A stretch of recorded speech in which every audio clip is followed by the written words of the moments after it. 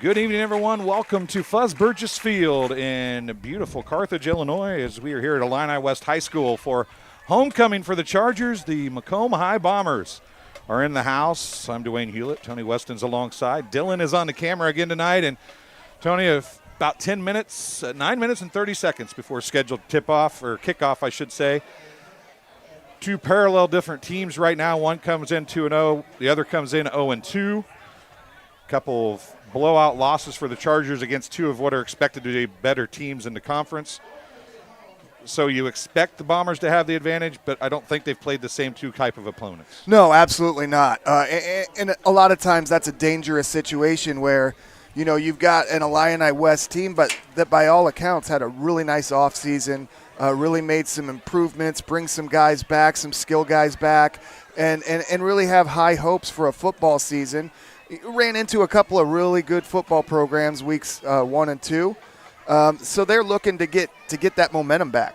And what better way to get that momentum back than by notching a victory against your rival down the street?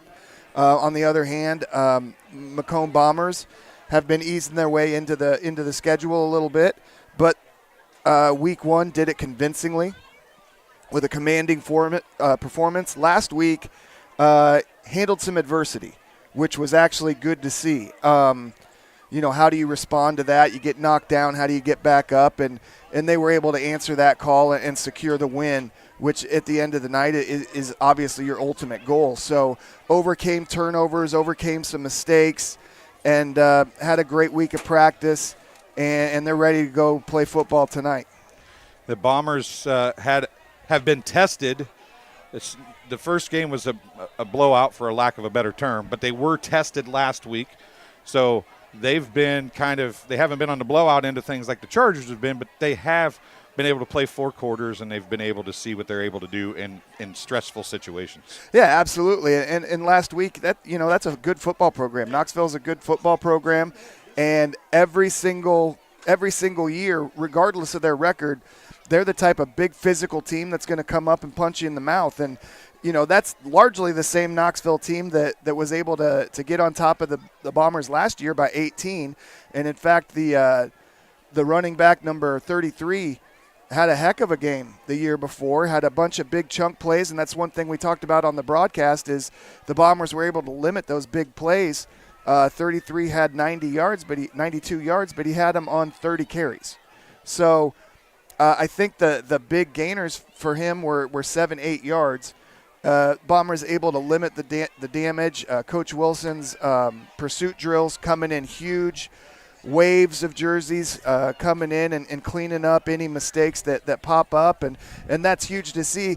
And then those turnovers, a couple of them happened in plus territory. So all of a sudden your defense is flipped. They're in a situation where they have to protect less than half the field, and they stepped up. So they kept the Bombers in a position to be able to come out with a victory, and that's what happened.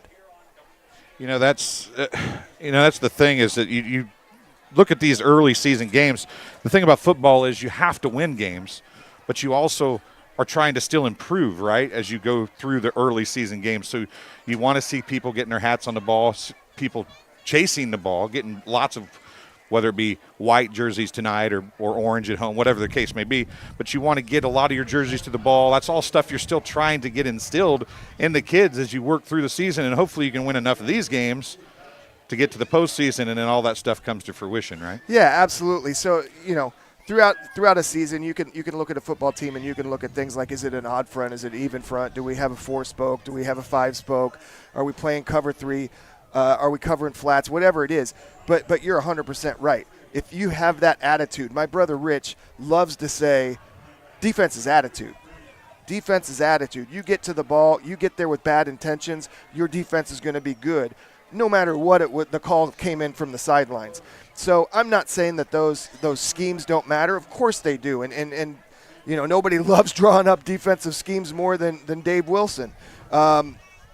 But at the end of the day, it's all about that attitude. And this year, we've seen a lot of attitude out of that Bomber defense. Yeah, Illini West has had their struggles this year, but as a coach that when it comes to homecoming, if you're going to get fired up after a couple tough losses, homecoming is the way to get yourself right. Everybody's here, everybody's cheering, the crowd will be loud, and Illini West is probably looking to play their best game of the year here tonight. Yeah, 100%. And to tell you the truth, from the Bombers side of things, what you want to do is a huge play early. What you want to do is something to go ahead and pop that balloon and get that energy and get that momentum and take that element out of the game. So now it's just a football game on the field, and the Bombers do what they do. Yeah, Illini West probably looking the same way, though, right? They've struggled. Now, they were down 14-12 only at half. Elmwood controlled the second half last week, or Elmwood Brimfield did. But you still want to get out, kind of like you mentioned Knoxville did to Macomb last year. They got out to the lead and then just kind of held on. If the Chargers probably feel like if they can get out to a lead, use the crowd to their advantage, that's the way they can get out ahead of Macomb and maybe turn their season around a little bit. Yeah, and absolutely, and I think that that's a huge element of the game plan. I think that the difference that you're going to look at is this Macomb football team, and really what the Macomb football team under Coach Tanner Horrell has been, is an explosive, finesse-style football team.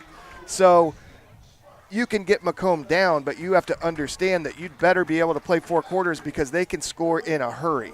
They can score often. They can score the length of the field. There's still, even with graduation, there are so many weapons out there and new ones coming all the time. Everybody knows about Drew Watson.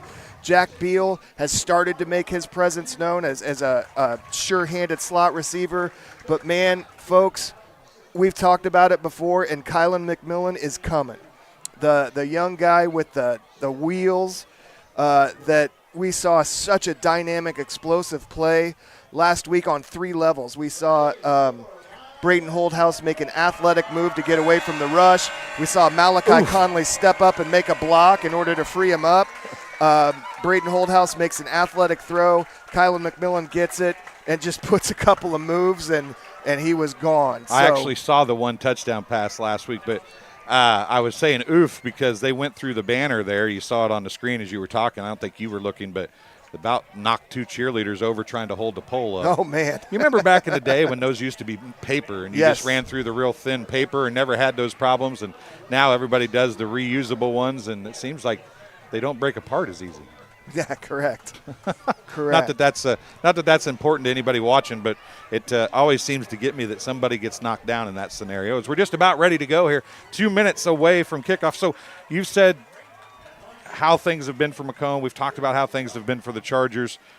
You want Macomb probably wants to take off fast, right? I mean, that would be the best thing for the Bombers, correct? Get out of the gate quick and take the crowd out of the ballgame. Yeah, you want to take away if you're on defense. Obviously, you want big plays. You want TFLs. You want to get Illini West. If you're not getting a takeaway, you want to get them behind the sticks and behind the chains and playing uncomfortably. And if you get the ball, you want big plays. You want to make a splash right out of the gate and kind of take the air out of the tires. But, regardless of any of that, you want to go through your game plan and do what you've practiced all week long methodically and perfectly. And the Chargers, on the opposite hand, probably want to do a similar thing, but probably they need to control the tempo a little bit more than the Bombers do, right? Yeah, absolutely. If you can, honestly, time of possession would be huge for the Chargers. If they can control the football, if they can keep Braden Holdhouse off of the field, that's going to be huge for the Chargers tonight. On the other hand, one thing you want to see from the Bombers is you want to see the offensive line be able to control the line of scrimmage. You want to see the defensive line play assignment football, tie up those blockers and let the linebackers roam, which they've honestly been a little better than advertised coming into this season. That was an area of the football field that we were really looking for to see how that was going to play out. They've been all right.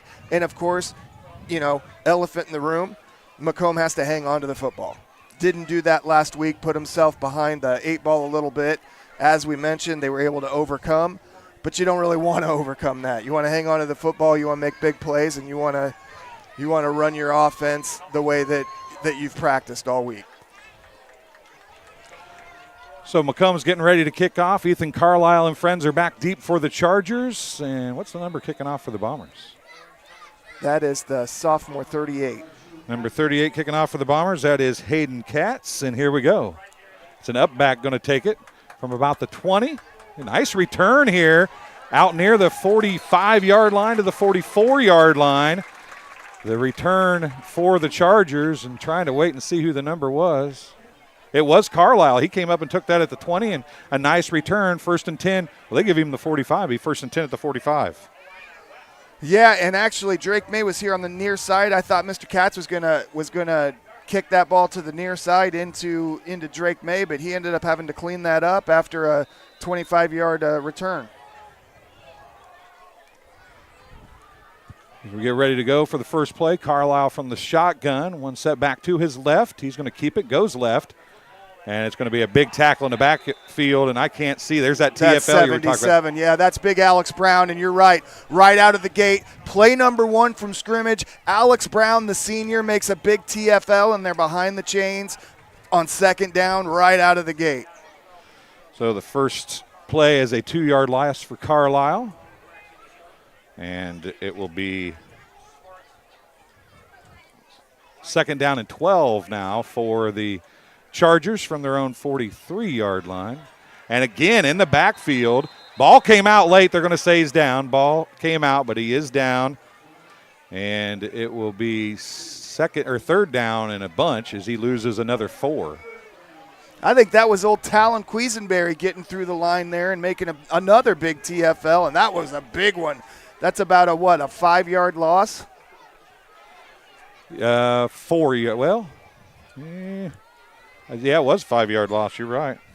And who was that on the carry, actually? I'm not certain. I didn't see that. So now we're spread out. We've got 11 personnel. Going to pass, double move. May came through in a hurry. Carlisle breaks contain. That's an excellent job. Gets out across the 45. He's going to get the 8 yards back and then maybe 1 or 2 after that. That's an excellent job by Nolan Hogue. He's on an island there. The quarterback, an excellent ball carrier in his own right, gets away from the defensive pressure. So now it's 1v1. Nolan Hogue's got 5 yards of space in between him, and rather than letting him get those hips working, he pins him to the sideline, uses that sideline as another defender, and forces him out. He understands I've got 15, 17 yards to work with here, and he makes that play and forces the punt. And going back to punt, looks like it's number 4. That would be Evan Sanderson if it is number 4. That's a very short punt. Be yelling fire if you're on the field right now, wouldn't you? Bad roll for the Illini West Chargers, and it's a 10-yard punt for Illini West. It'll be 1st and 10 Bombers at their own 45-yard line. That snap skipped off the ground, and the punter actually made a nice athletic play to get it out of there quickly before the Bomber pressure came at him. But it ended up coming off his foot a little bit awkwardly. So we're trading starting positions at the -45. We're having some problems at Illini West at West Prairie getting the game going. And another tackle in the backfield. It's tackles for loss galore. I want one, you want one, we get one. On the tackle for the Chargers, number 6 was Brady Blanton, and on the carry for the Bombers. I think that's Malachi Conley. That's number 40, not on the roster. He did not have his number 30 jersey week 1 either. So Malachi Conley gets the carry. I'm guessing on that. Now a jump. Now I'm telling you, we talk about it literally every week. Every team gets film. They see 2 weeks of film, and that's got to be one of the top 5 plays that Coach Horrell calls is that freeze play where there is no play called, and his success rate with that play is just huge. Tony, I'm going to leave you to this. I got to call Caden and get his game on. You got it. We're going up the middle again. We're looking now. He's bouncing outside, but a nice tackle. This Charger defensive line is just doing a fit in their position. They spilled that out towards the edge, stayed with it, and it looked like they've been doing those pursuit drills. A bunch of orange jerseys were pinning our running back in, making sure that he didn't have anywhere to go. So now we're lining up. We're in 10 personnel again. We got trips to the near side of the field. 3rd and about 6. And there it is again. We just called another one of those freeze plays. It's going to end up being about 3rd and 1.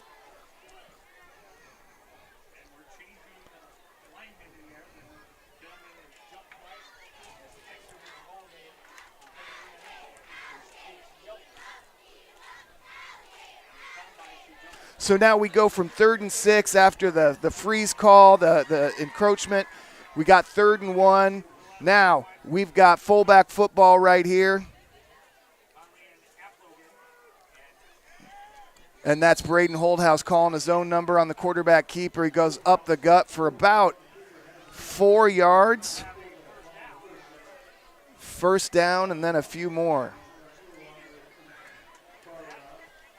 So the quarterback keeper that Jack Duncan used to use so effectively, Braden Holdhouse used that to his advantage right there to get a fresh set of downs. We got 1st and 10 at the 42, plus 42. Fullback stays into the game. So now we've got 21 personnel.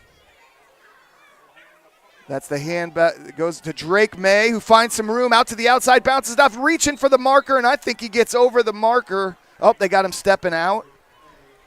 Might be just short. Just short. Drake May picks up about 9. Drake May stays in the game. App Logan also still in the game. Noah lines up right behind, and we've got Braden Holdhouse under center tonight, which we have not seen in years, and that's Drake May again, finds room again off the right tackle, scampers for about 6 yards. So that's a 1st down. We're going to move the chains. Now he has come, Drake May comes out of the game. Number 40 comes back in. We believe that to be Malachi Conley. We will try to get a confirmation.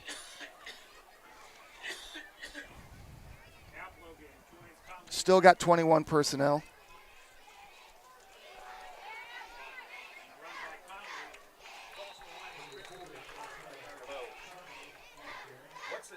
So we've got positive yards there for Malachi Conley. About, that's a long 3, short 4. Looks like we got about 2nd and 6 here. We are sticking with this 21 personnel grouping.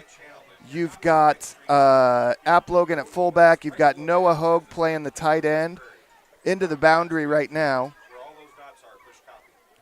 Holdhouse repositions the offense, gets App Logan behind him.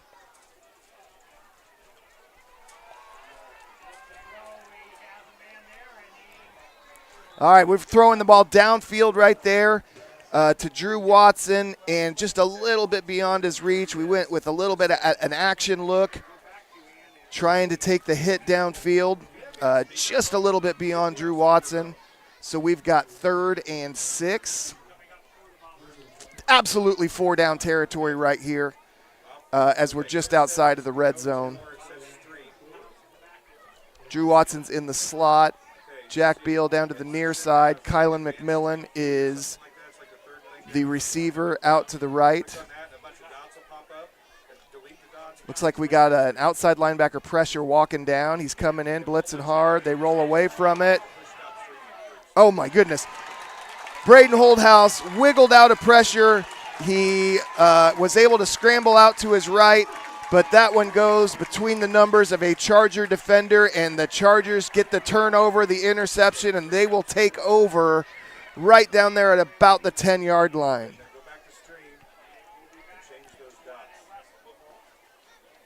I think that's another one of those situations where we may have had a little bit of green space in front of us to go out and scamper, gain some yards, perhaps pick up the sticks. If not, we gain a little bit of real estate and live to fight another down, but now it's time for the Bomber defense to step up again. Quarterback again. They've got him pinned in, and there's that pursuit defense, and that play will not go anywhere. Might have gotten back. Looks like he got back to the original line of scrimmage after wiggling around a little bit.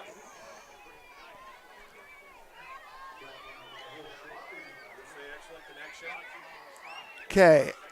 Illini West is going to be running trips here to the field. going with a wing to the far side. Bombers showing blitz. Ball comes out. Oh, they're calling that a catch. Looked like it hit the ground, but they are calling that a catch out to about the 16-yard line. So pickup of about 6 with a little leak route out of the backfield. It's a nice adjustment by Carlisle with the blitz coming at him. He was able to sidestep it and get the ball out.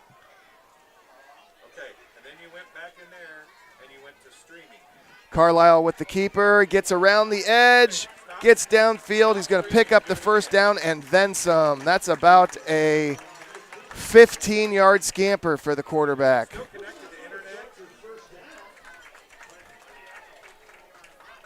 Well, if it's not connected, you've got the wrong stream key. That's the only thing it can be. Clock's going to keep on moving as it approaches 6 minutes to go in the first quarter. We got twins to the field here. We've got a wing back on the near side, one back in the backfield. Ball's going to go through the air. Ball comes out. Completion is made and brought down immediately by Nolan Hogue. So that's going to be about a 2-yard gain. I'm going to give him 3 yards. So the quick game for Illini West is starting to pay dividends as long as they're getting the ball out of the hand of the quarterback.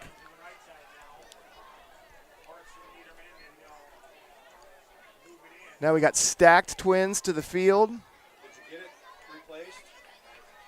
Got a wing, a tight end, and a running back.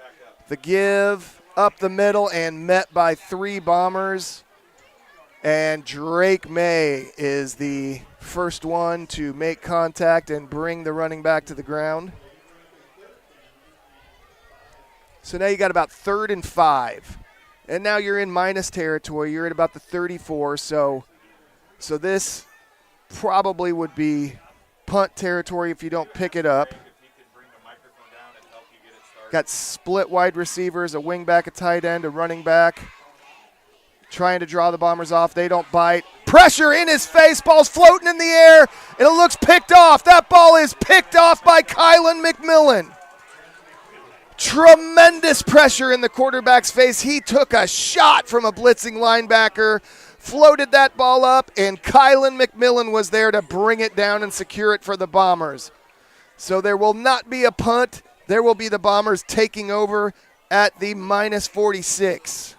So offense back out onto the field. Braden Holdhouse is now back in the familiar shotgun. App Logan will be in that sniffer position, one back, and stacked twins of our own to the far side. Now we got a jet threat. Fake jet to Drew Watson. Quarterback up the middle. Chargers did not bite. They held the middle of the field. Ends up being a gain of about 2 yards.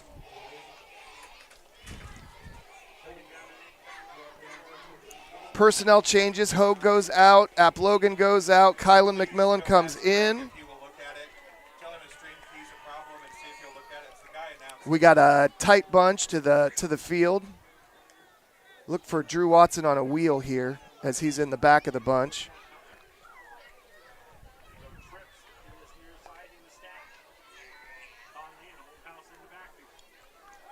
Yep, and it's the quick game to Drew Watson. Steps through a tackle, around a tackle, takes a big hit, but not till he reaches about the plus 32. And that's going to move the chains. A big completion on the quick game from Holdhouse to Drew Watson just at the back of that bubble. And some nice blocks out of the wide receivers that were able to spring Drew Watson for a gain of about 18. Holdhouse out to his right and throws high, and it's intercepted again by the Chargers. Brought down after a return of about 10.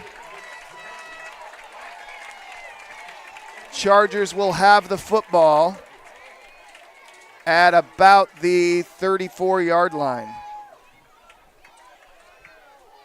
had a man in space, but threw it just a little high. He got his hand on it, but the linebacker came and fought the ball away and made a very nice interception. And Chargers have the football again at their own 34-yard line.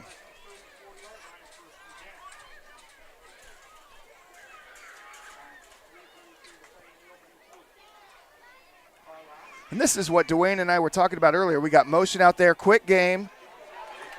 So we had a linebacker tries to jump the route, just misses as we go with a little bubble to an inside slot. Once you miss that ball, trying to tip that ball, though, it gives him a running lane. He ends up picking up about 6 yards. Now we're going tight formation. We've got wide receiver out left, but we got 3 wings set up to the right. And a false start. One of the wings took off a little bit early.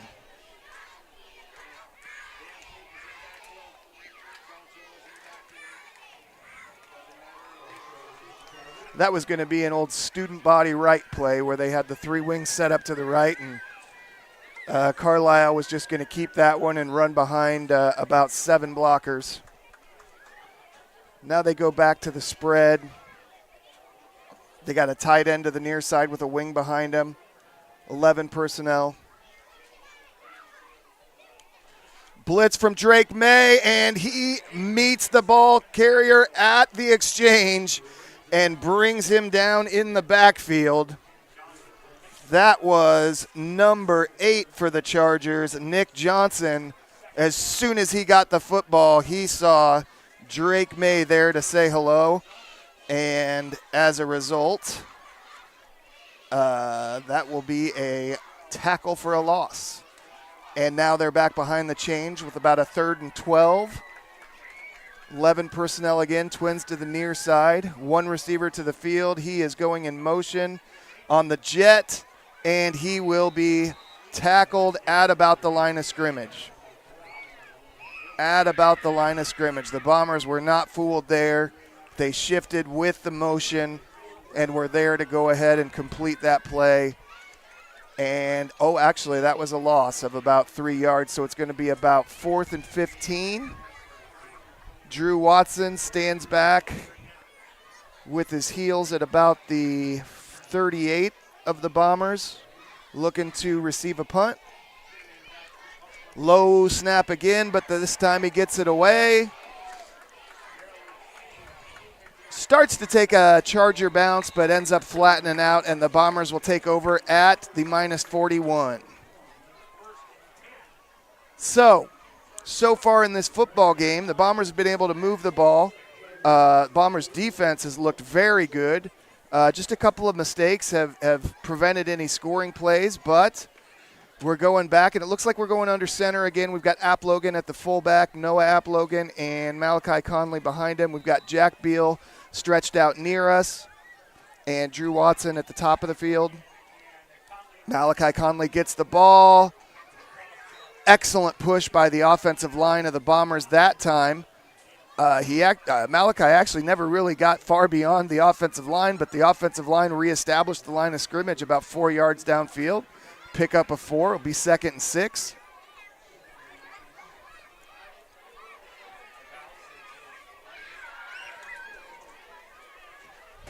I would say pretty soon here, look for one of those quick hitters to Noah Applogan.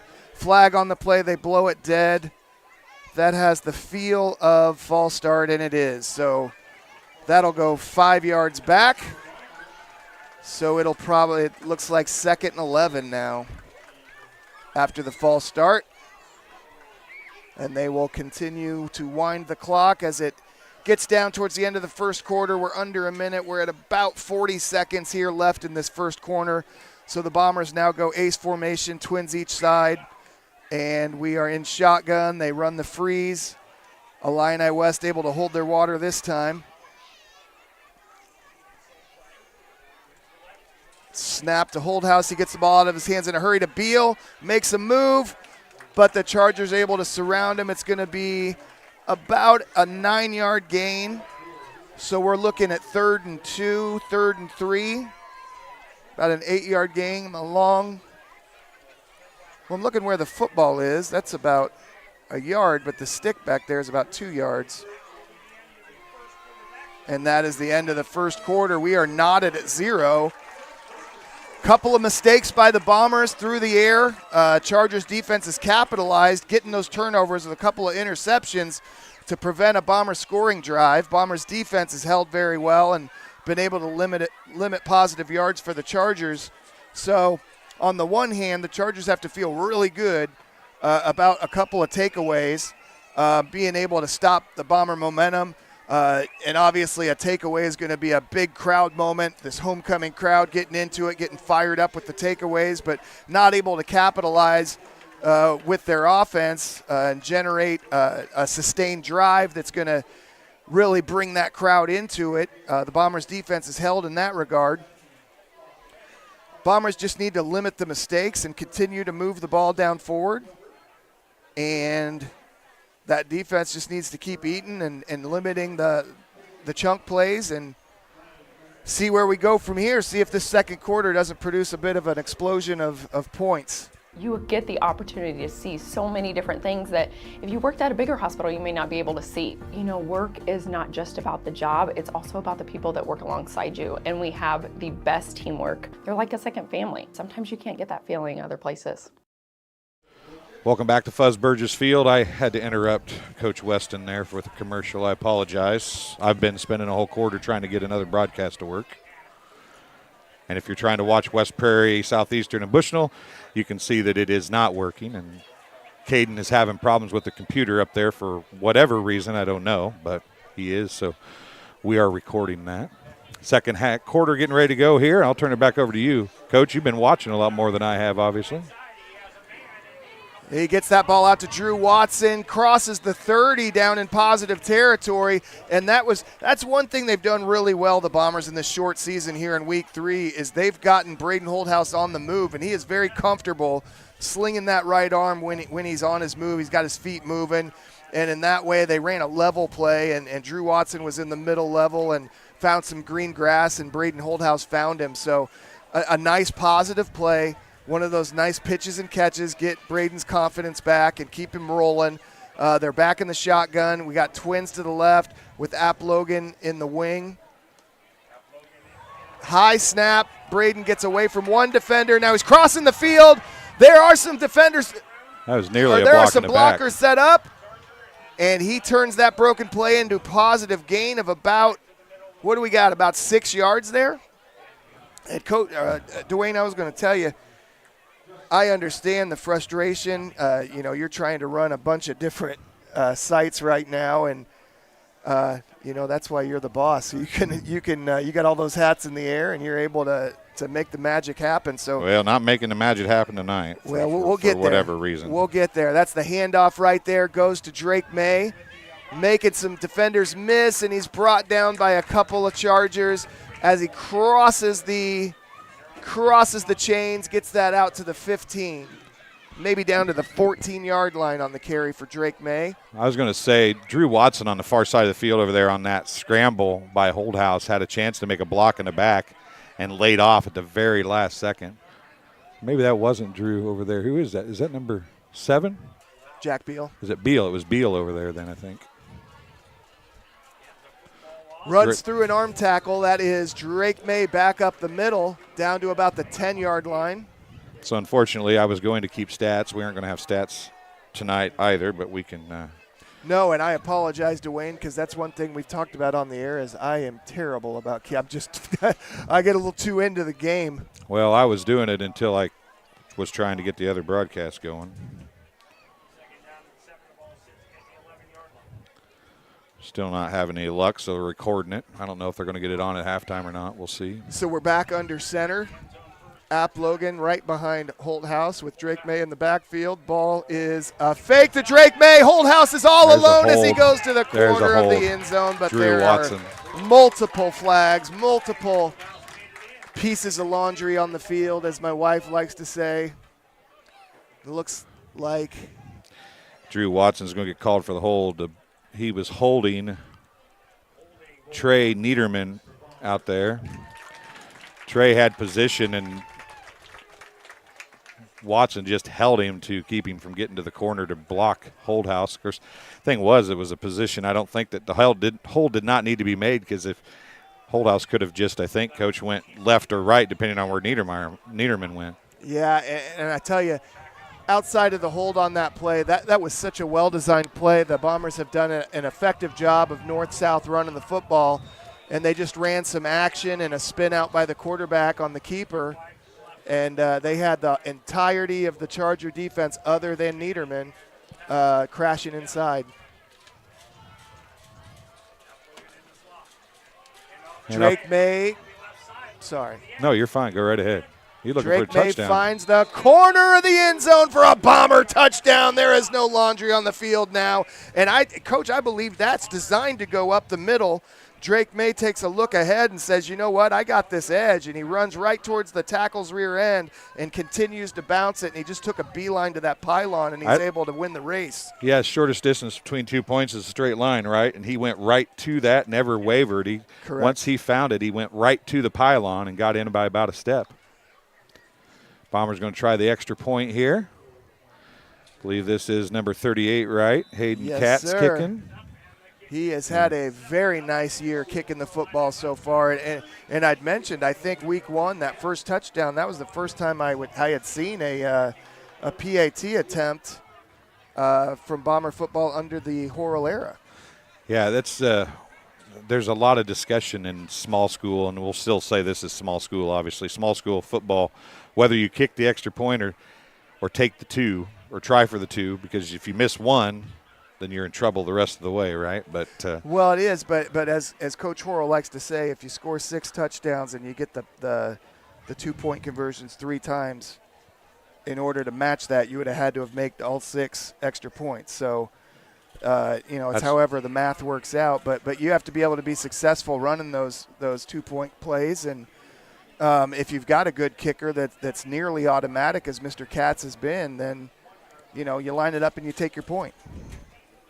That also keeps him in practice in case you're in a situation where, it's late in the game, you're down 2, and, you're able to get it to about the 20, 25, and you've got a guy that's practiced, that's been kicking extra points all year, and, maybe you can get a field goal through the uprights, which is maybe higher percentage than, trying to draw up an end zone play where the defense is going to sink 7 probably into the end zone.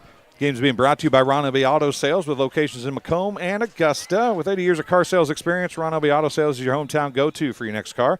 In Macomb on East Jackson Street, stop in and talk to Justin, Jared, or Chris. Or visit www.lbsellscars.com to find out more. Trouble on the kick, and it's going to be downed at the 21, or he's going to be brought down sort of at the 21. That was on the recovery, number 8. They got the numbers on the wrong side of this sheet. They got to look all the way back across at the name, Nick Johnson. Yeah, that's a squib kick down the middle of the field, well executed, and I think Mr. Johnson tried to pick that up on the run, and he missed it the first time, and the Bomber coverage team was on him when he did get the ball picked up. So we got stacked twins here to the near side of the field. But the run goes up. Nope, quarterback keeper. Carlisle takes it, makes a defender miss, and he's able to get out for about 8 yards. Yeah, they actually put that on the 22. They were pretty generous about the spot. He goes out to the 30-yard line, a gain of 8, and looks like the referee got knocked down, or official got knocked down with the play. Got a little pat on the head when he got up, make sure he was okay, by Drake May, I think it was. Carlisle back in the backfield one more time. So we got trips to the near side. That flanker over on the right, more or less, isn't it? Yep. Can't even see Carlisle behind the pole that we're behind here.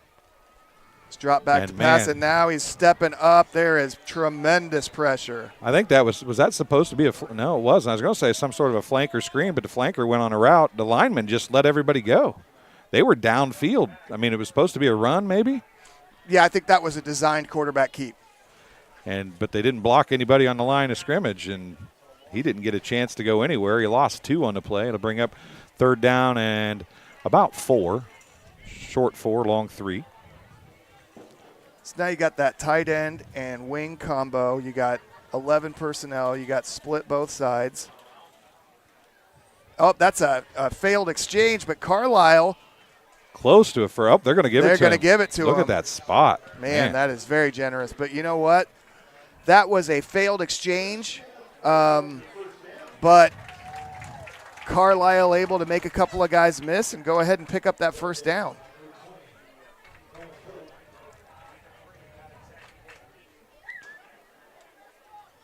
So the Chargers have the ball at about call it the 32 and a half, just short of the 33. And they've got the tight end wing combo to the far side along with a split end. And one single setback beside Carlisle. Got Lindsey May blitzing. Oh, dropped wide open and dropped it at a 5-yard gain at the minimum. That pass. And I tell you, speaking of dropped, again, for the second time, what an impressive throw by Carlisle. He had Langdon Lambert barreling down on him in his face. He took a shot. That was Coleman Gilpin over there. I think number 15, who was the intended receiver, had it in his hands and dropped it. I think it was number 15, wasn't it? Came across the field. He's a 5'10 senior. Carlisle Quick game now. again. A wide receiver screen. Oh, and my bounces goodness. it up in Wow. the air, keeps the tip drill going, and ends up going to get an 8-yard gain on the play, and it's going to bring 3rd down and 2. Cornerback Kylan McMillan read that play perfectly. He jumped the route. Excuse me. But the receiver was able to keep his body between McMillan and the football. McMillan reached forward and slapped the ball, but it pops up. Excellent concentration as the receiver catches the ball and makes a positive play. It's going to be tight end and wide out to the near side, a single wide far, single setback to the left of Carlisle in a shotgun formation. And everybody moved that time. I think it's going to be a false start, but it could be a drawn-off deal. I don't know, but I think it's a false start. Judging by the way he's got his feet, the referee is going to move it back. False start, 5-yard penalty. I think Drake May got fortunate on that one as he was trying to time up his blitz. Was that Drake May or was that Thunderbolt? That was Drake. It was Drake May trying to come in. Yep, yeah. And trying to time up his blitz and took off, but the guard ended up jumping as well, and that goes to the offense in those situations. So same formation, going to try that play again maybe. The running back was leaning. Man, and the pass is going to be complete. And the ball came out late. They're going to, what are they going to say? Is it a turnover? He's down. No, he is down. I tell you what, I'm going to sound like a broken record, but so impressed with Will Carlisle as he stood back there. This time there were 3 Bombers barreling down. He took one shot, but he delivers that football. He does not waver in the face of that pressure. Now it's a tight end near. Tough young man. Actually, 2 tight ends near. And fake to the right. Carlisle's going to keep it. He's got some running room. Bounces it outside. He might go. Around the corner. He's at the 20 and ran down and out of bounds at about the 10-yard line. But, man, what about that sidestep, Coach, at the 40-yard line that got him to break free down the sideline? Yeah, he hit that jump cut as he got into that second level, and that busted him out for another 30 yards. But I tell you what a well-designed football play. You saw some motion come across. It looks like they're setting up a little jailbreak screen or perhaps a little wheel. But what happens is that pulls the Bomber defense out that way towards the Twins. And Will Carlisle just runs that straight up the gut in the vacated spot. And could have been an 8 to 10-yard gain, but he hits that jump cut and makes it a big chunk play. Yeah, Ethan Carlisle doing a great job from the quarterback spot. I think the key to that play, though, really was, Coach, was, as you said, Nick Johnson going into wheel route motion at the drop of the play. He kind of went to the right side in wheel, and I think everybody was looking for that, and it was just a fake to him real quick and then a run up the middle, designed the whole way. Absolutely. And you saw the safety and a linebacker not just shade, they took off. they took off out that direction. They felt like they were diagnosing a little wheel, and they were going to make a big TFL blow up, and it just played right into the OC's hands and ended up being a big gain.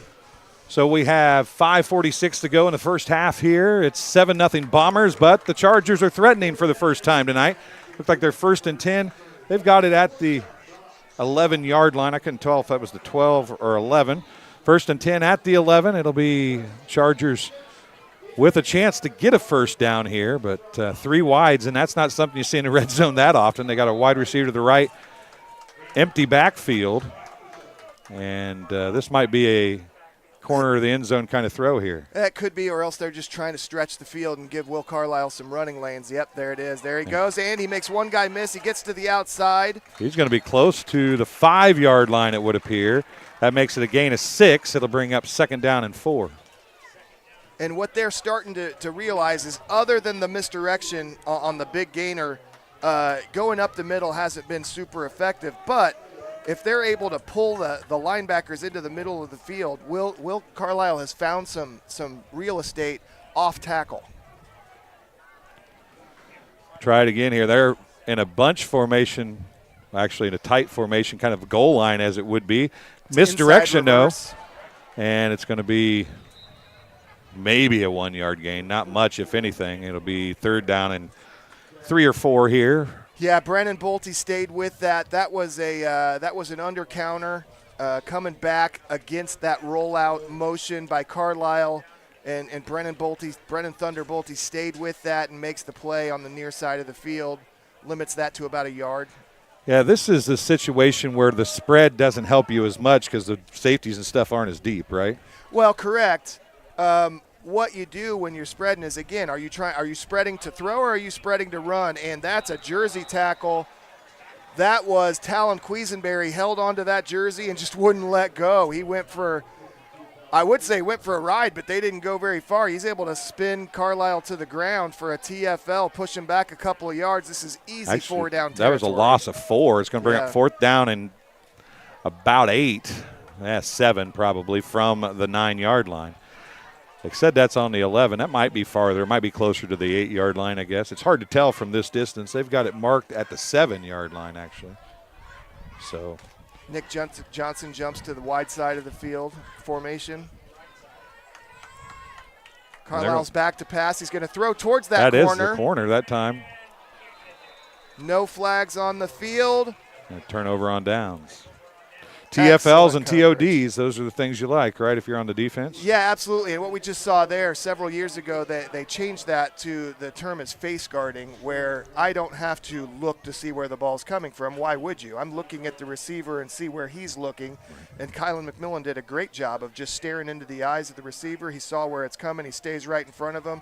And, in fact, he kind of shaded him from being able to get back inside, which is not interference. I have a right to the football.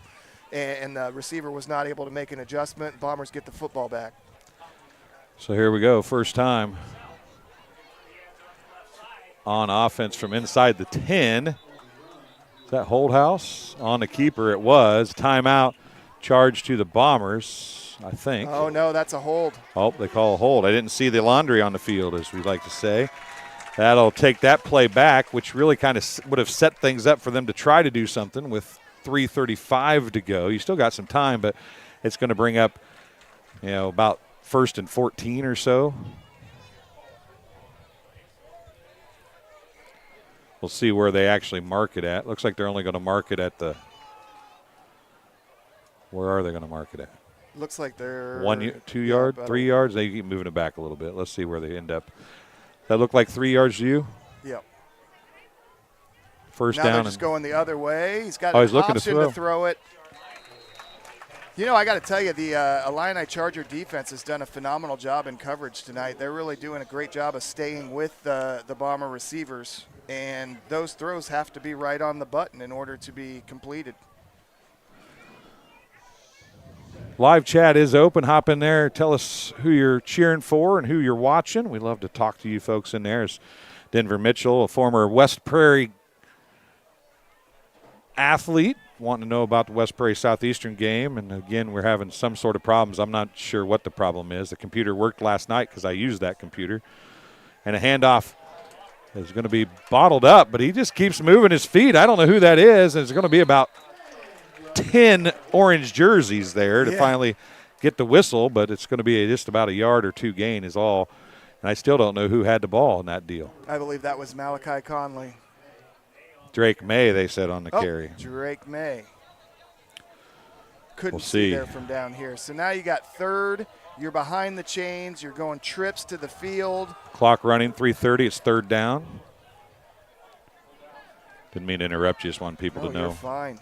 What was. Okay, who is that over there? Is that Watson was asking if he was off the line of scrimmage there? I can't see the number. It was either Beal or Watson. Inside. I would anticipate a quick game here. Try and get the ball into the hands of your playmaker and see if he can just make a play. And trouble.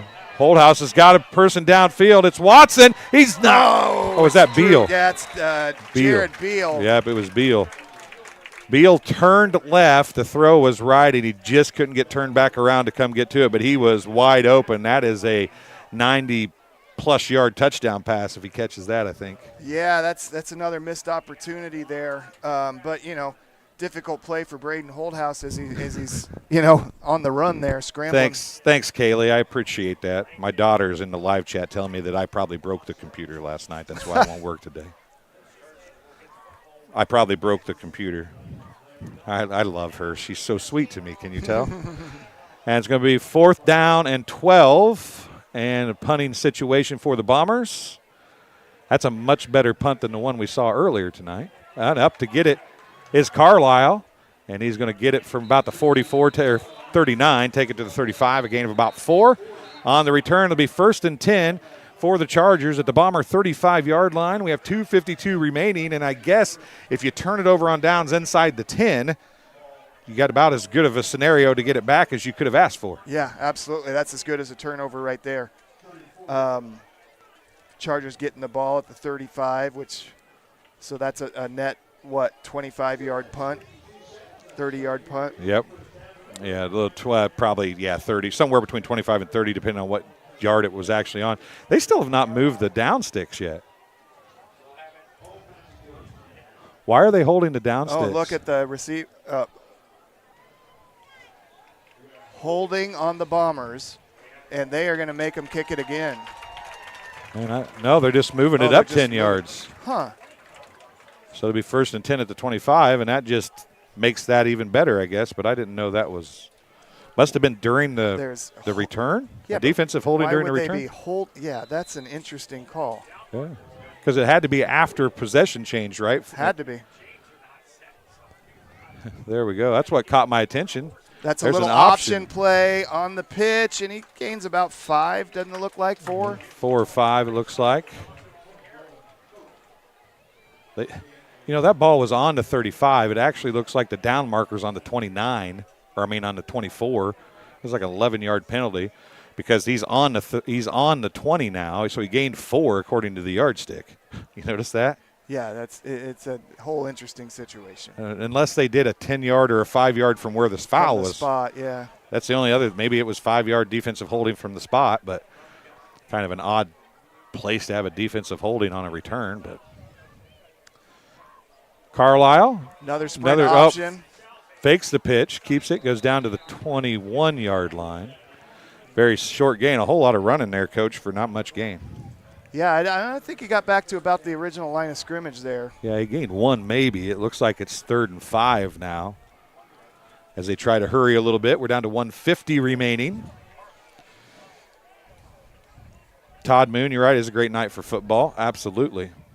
Beautiful night. We had a couple of drops on the windshield on the way down here to Carthage, but that's blown past, and it's just a wonderful night. Todd, great to hear from you, my classmate. Back to throw, lofts it up left side. That's an interception waiting to happen. Oh, offense turned defense. A great play down there by the Chargers. Trying to wait to get him to turn around so I can see his number. That is Coleman Gilpin again, I think, number 15. Knocked that away. He makes a real nice play. That's one of those where, again, you had called that interception in the air. It was a lofted pass high in the air, but not only did it give the defense enough time to get there, but it gave the receiver enough time to adjust and get there to where he could get his hands in and knock that ball away. Timeout on the field with 1:24 to go. The Chargers face a 4th and 5 when they come back. Aaron and Speed Talk TV, thanks for joining us. Yep, it's a quiet house, buddy. That is the best thing about that place. Game being brought to you by Arnold Brothers Heating and Cooling. Since 1960, Arnold Brothers Heating and Cooling has provided the greater Macomb area with expert sales, service, and installation of quality home comfort systems. Call your local Carrier dealer today at 309-833-2852. Find out how Arnold Brothers Heating and Cooling delivers 365 days of indoor comfort. And Sports Corner at 124, Macomb's original local sports bar, Sports Corner at 124. With a focus on local sports, catch WIU games and all the area TSSR Game Time live broadcasts at Sports Corner at 124. All while enjoying your favorite cold drink and some of the best food in West Central Illinois. Stop in and say hi at 124 North Randolph Street in Macomb. And Tom Conklin State Farm, face-to-face, over the phone, by email, or by text. You choose how you do business with Tom Conklin State Farm. You can reach them at 309-837-1200 or visit them online at www.macombsf.com. Better yet, stop in and get your quote today at 1221 West Jackson Street in Macomb. That's Tom Conklin State Farm, Macomb, and Farmington. 1:24 remaining, 4th and 5. A big play for the Chargers, who would really like to have a chance to get a lead here going into halftime. Man, Carlisle stays in the pocket, makes the throw, and it looks like it's a good catch. It is. Clock is stopped. 1st and 10 for the Chargers. Just about deja vu. It's about the same spot, Tony. It's 1st and 10 at around the 11-yard line. Yep, absolutely. And again, Carlisle stands his ground. He's got a defender barreling down on him in his face and puts that ball where only his receiver could get it. The receiver makes a nice sliding catch. Yeah, it was a great catch. And 1st and 10 at the 11 with 1:18 remaining in the first half. Second quarter action here from Fuzz Burgess Field. And a hesitation. He's going to run inside to 5 into this. Is he in? He is in. Touchdown Chargers with 1 minute and 11 seconds left. The Chargers have closed to within 1. It's 7-6, and I would imagine they'll go for 2. And the Bombers had that big stand at 1st and 10 at the 11. The last time they made the big stand, momentum was their way. They couldn't do anything. We look back to that hold. That Holdhouse kind of had a nice run on and really set them up 2nd and short. Everything kind of snowballs at that point, and here a 4th and 5 turns into the 11-yard touchdown run for Carlisle, and suddenly the Chargers have a chance to take a lead here. Yeah, that was a really nice run by Carlisle. And again, a Bomber defensive end comes at. He ends up taking an inside approach, gives the edge to Carlisle. Carlisle hits that patented jump cut that we talked about earlier and has the outside. And at that point, it was just, putting his shoulders forward and getting to the goal line. Ethan Carlisle has had a game so far here tonight. Now a chance to put his team up. He's going to roll right, looks to throw, drops back, throws to the corner of the end zone, incomplete. It bounced to his receiver. So with 1:11 to go here in the first half, it's 7-6. The Bombers lead the Chargers. Brian Donovan, this is a punch-for-punch half. You're right. That's kind of what's going on right here. Brian Donovan, I think you are absolutely correct. We'll take a quick break. We'll come back here for the kickoff from the Chargers to the Bombers to end the first half of play. You're watching TSSR Game Time Live, presented by MDH. Minimally invasive surgery offers a variety of benefits to the patient. We are now able to offer patients a variety of operations with small incisions rather than big open incisions. The surgeries that we can do now, minimally invasive, include bariatrics, hernia repair, colorectal surgeries, faster recovery, smaller incisions, faster time back to work. And welcome back to Illini West High School, Fuzz Burgess Field. I'm Dwayne Hulett. Coach Tony Weston is alongside, and we didn't know what the second half was going to look like, but Ethan Carlisle's kind of put things on his shoulders here for the Chargers, and he got the Chargers on the scoreboard. It's a 1-point game with 1:11 to go, but you did talk early in our pregame. The Bombers can score quickly. This half isn't over yet. No, it's not, and I'll be really interested to see what happens. I think it starts with the return. Where does that set the Bombers up? Tanner Horrell's going to have two thoughts in his mind. Number one, you want to keep the clock going. You don't want a situation where you throw 3 incomplete passes and give them the ball back with 50 seconds. You absolutely do not want that. Doesn't a lot have to do with where this drive starts, right? That's why I'm saying it all starts with where the Bombers end up with the football. That was almost offsides. On the ground, pick it up. Nice return. They're going to have something to work with here. Out near the 40-yard line on the return for the Bombers, number 10. That is Kyler Norton. Isn't it? Yeah. Kyler Norton on the carry, number 10. Brings it out to the minus 40, so you got 60 yards to go. They put it at the 39, actually. But 61, and it only took 6 seconds off the clock. I feel like that the marks have always been to our left. Have you noticed that? Yeah, a little bit. Doesn't matter which team it is. Yeah. It's always to the left. Quick game. Out to Watson. Makes one guy miss. He broke inside instead of outside. I wanted to see him get to that sideline. Tripped over his own lineman, too. He's going to go for a gain of about 6. It'll bring up 2nd down and 4. Under a minute to go now with 50 seconds left in the first half. Oh, they're going tight bunch. Holdhouse rolls right, looks deep downfield. He's going to tuck it and try to run, and he'll have a first down, which should stop the clock for a moment.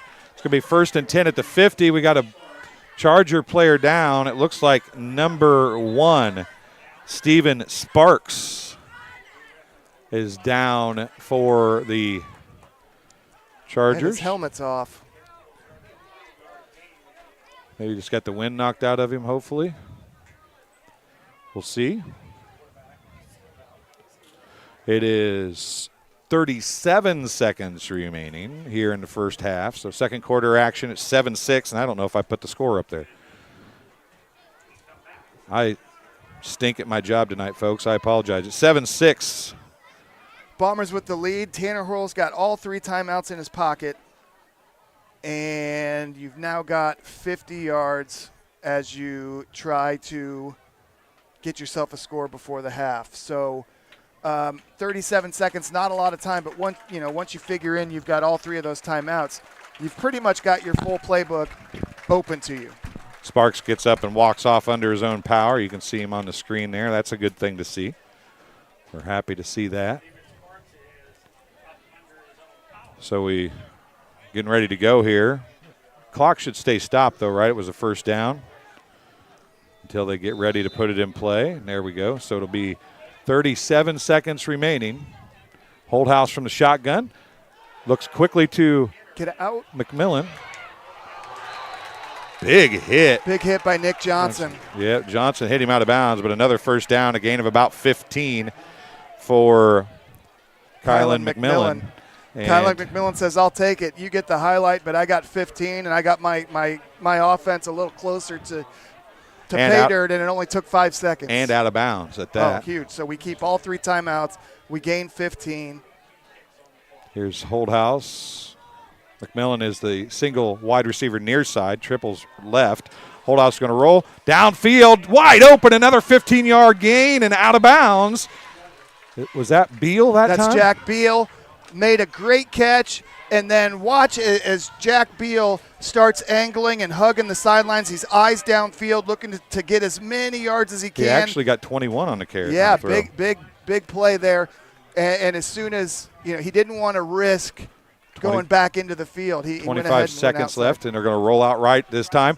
And what a catch! Watson makes this catch stretching out at the 5, and a timeout's going to be called. Yep. 3 timeouts, can't take them with you anyway, and you're at the 5-yard line. And the clock is still running. They want the clock stopped, and they haven't. They finally stopped. It should be at like 21 seconds.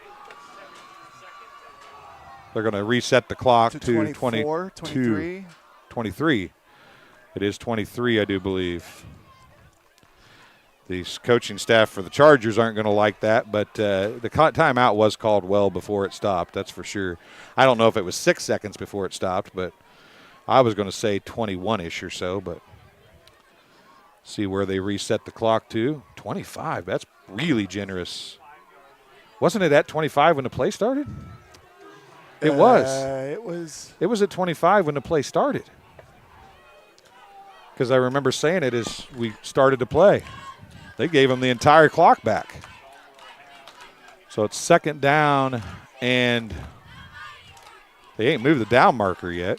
It'll be second down and 1 from the 5 with 25 seconds remaining.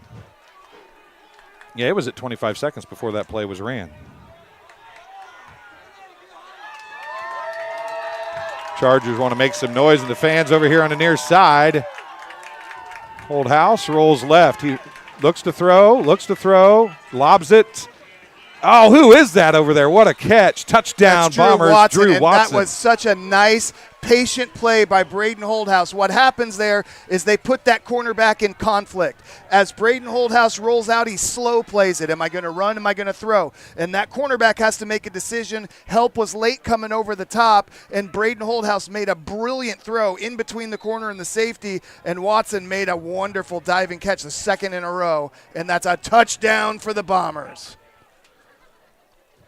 Cats in the kick again. It's up, and it is good. The Bombers lead 14-6 after the touchdown.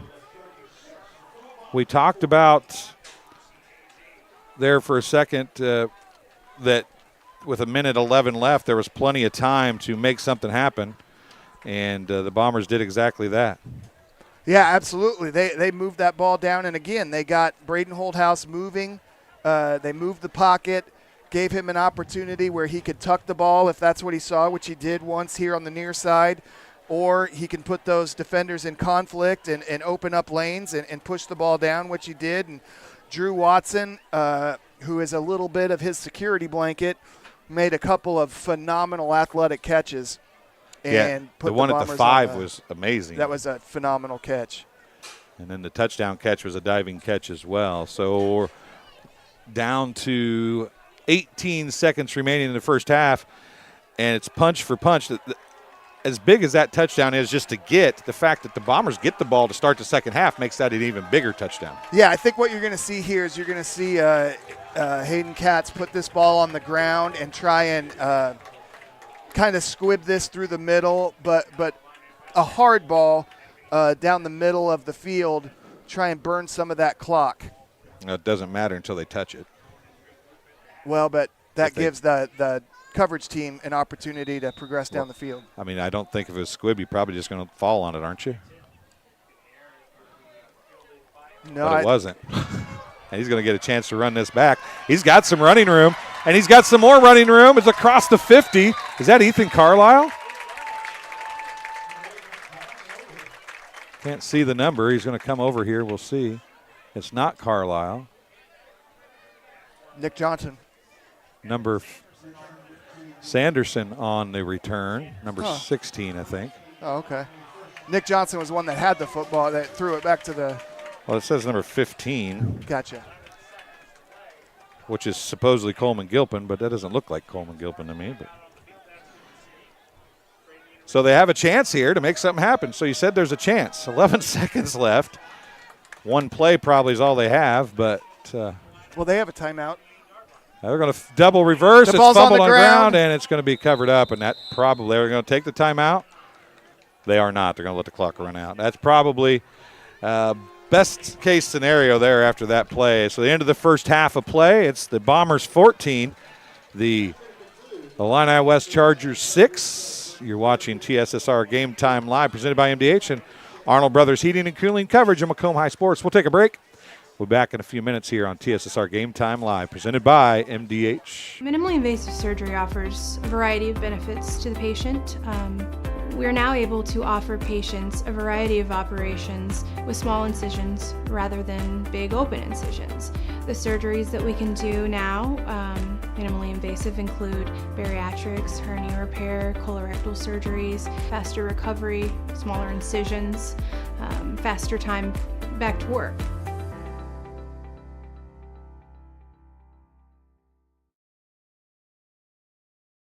It was the community that really drew me back to Macomb. I'm from a small community, and I'm from a farm family, and ultimately I always wanted to practice in a place like that, and I felt that I had the ability to connect to people who with a similar background from me, and the fact that the staff members at the hospital and the support, all the support staff at the hospital was also focused with the goal of patient care. It felt like it just all came hammered at home for me.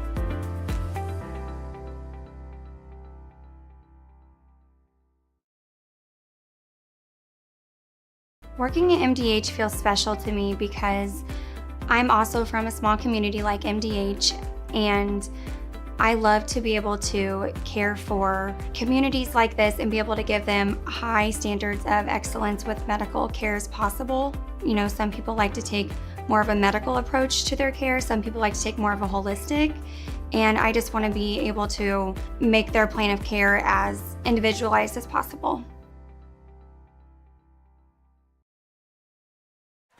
Welcome back to Illini West High School, Fuzz Burgess Field.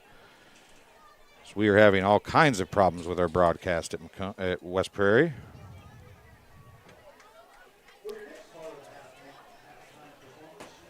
(14-6) and a minute, actually a 1 minute drive, just under a minute drive to get a touchdown at the end of the first half for the Bombers, give them a 14-6 lead.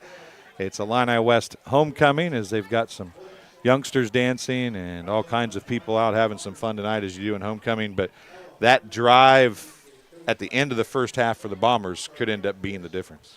Yeah, that was big to get that ball back. Got a nice return to get that at about the -40, get about 60 yards to get to pay dirt.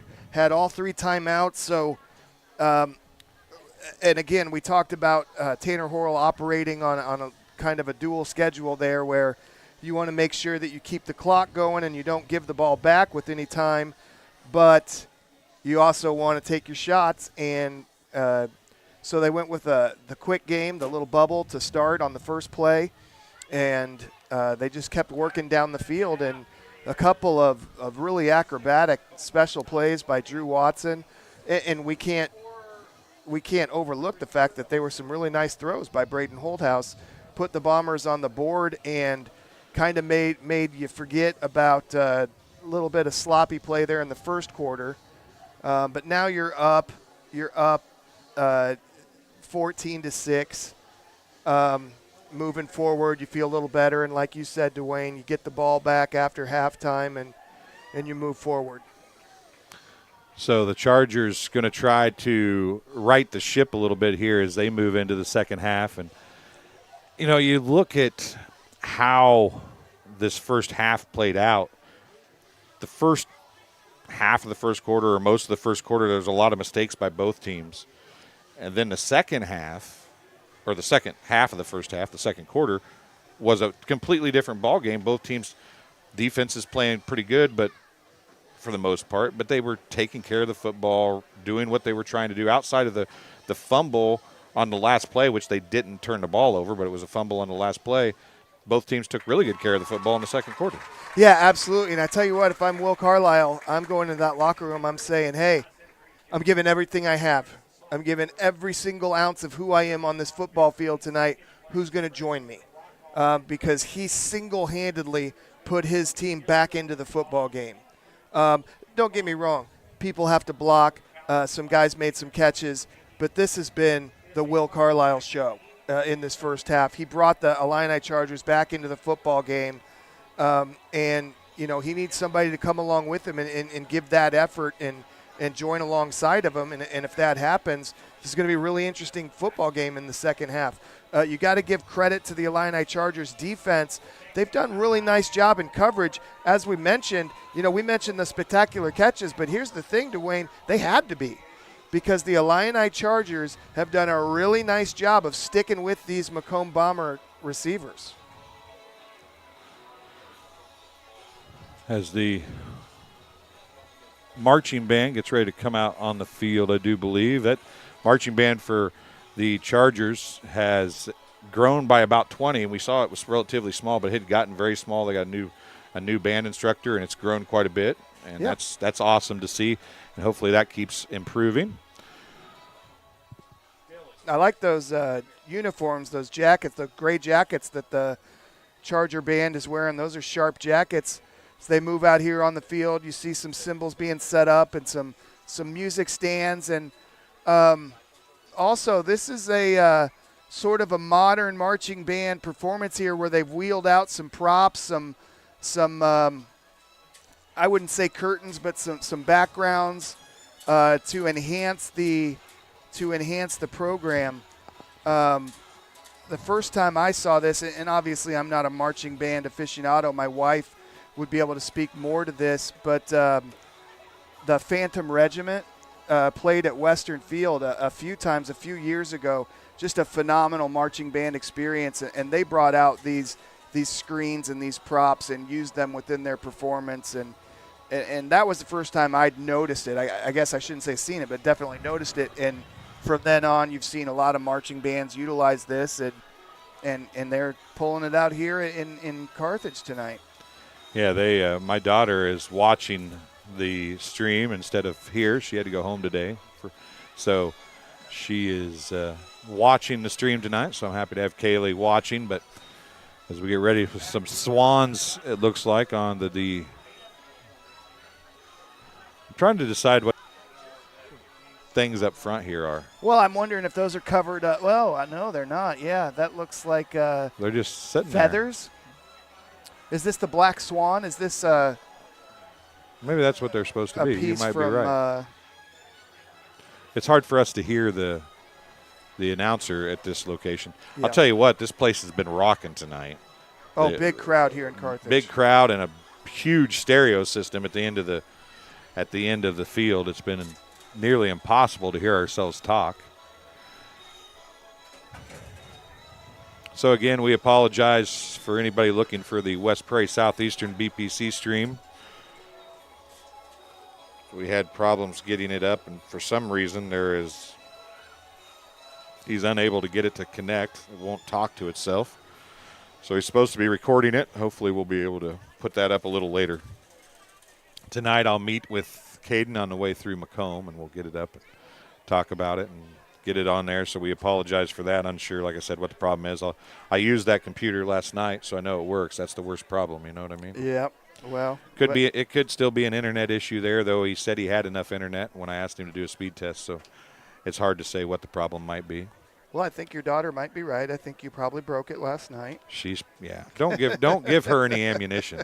Do not give Kaylee any ammunition. She does not need it. Jenny's here. Jenny's been helping us quite a bit in Southeastern with volleyball, and she's going to be doing some football down the road, so she's here trying to see how we do stuff. Dylan's on the camera tonight. I think he's sleeping. He was upset because his iPhone died on him. Oh, boy. You know, a kid with a 15-year-old, almost 15-year-old without an iPhone is like the end of the world. That's a problem. That is a problem. Yep, that is an issue right there. He comes up during the game and says, "Do you have an iPhone charger?" No, no, I don't. I have a real phone. I have an Android. Oh, boy. Are you an iPhone guy? I am. You're an iPhone guy? An iPhone right here. Happen to bring you this contest tonight. King Family Chiropractic, with locations in Bushnell and Macomb, supports Bomber and Spartan Athletics. They offer office hours in Macomb Monday, Wednesday, and Friday, and Bushnell Tuesday, Thursday, and Friday. To set an appointment, call 309-837-MY-DC. That's 6932. Dwayne, I can tell you exactly when I went from Galaxy to iPhone. We lived at Georgetown in Macomb at the time, and I was at the Georgetown pool with my wife and my daughter and our friends. And you suddenly no longer had a... Well, so I went off the high dive after I'd arrived there, and went off the high dive. I went over. I was playing some basketball with our friend's son, and my hand slapped my leg and felt a little bulky there in the pocket of my swim trunks. And apparently my Samsung went swimming with me for a while, so needed a new phone, and we ended up switching over to the iPhone. It was a while ago. It was the iPhone 3. That was a year or two. Yeah, a year or two. Kaylee says, "Hey, don't be mean," but she says thank you to you because you said she was right. Well, I got your back, Kaylee. We're good. I don't need that kind of help, I'm telling you. I do not need that kind of help. She generally is right, but we're not going to go there too much. Helping to bring you this contest tonight as well is Pond Plus. Pond Plus is proud to have served Macomb and the surrounding area for over 20 years, providing cash for most items of value. Pond Plus is the area's largest seller of used items, including firearms. They also provide on-site jewelry repair and are open 9 to 5 Monday through Saturday. They have a great selection of jewelry, electronics, tools, and video games located at 324 West Jackson Street in Macomb between Erico and Taco Bell. And Community News Brief now with 2 weekly editions, as well as their weekly midweek news brief. You can get their paper mailed directly to your house every week, or you can pick up single copies at select locations in Bushnell, Colchester, Blandonsville, and at other areas to go. So here's the band.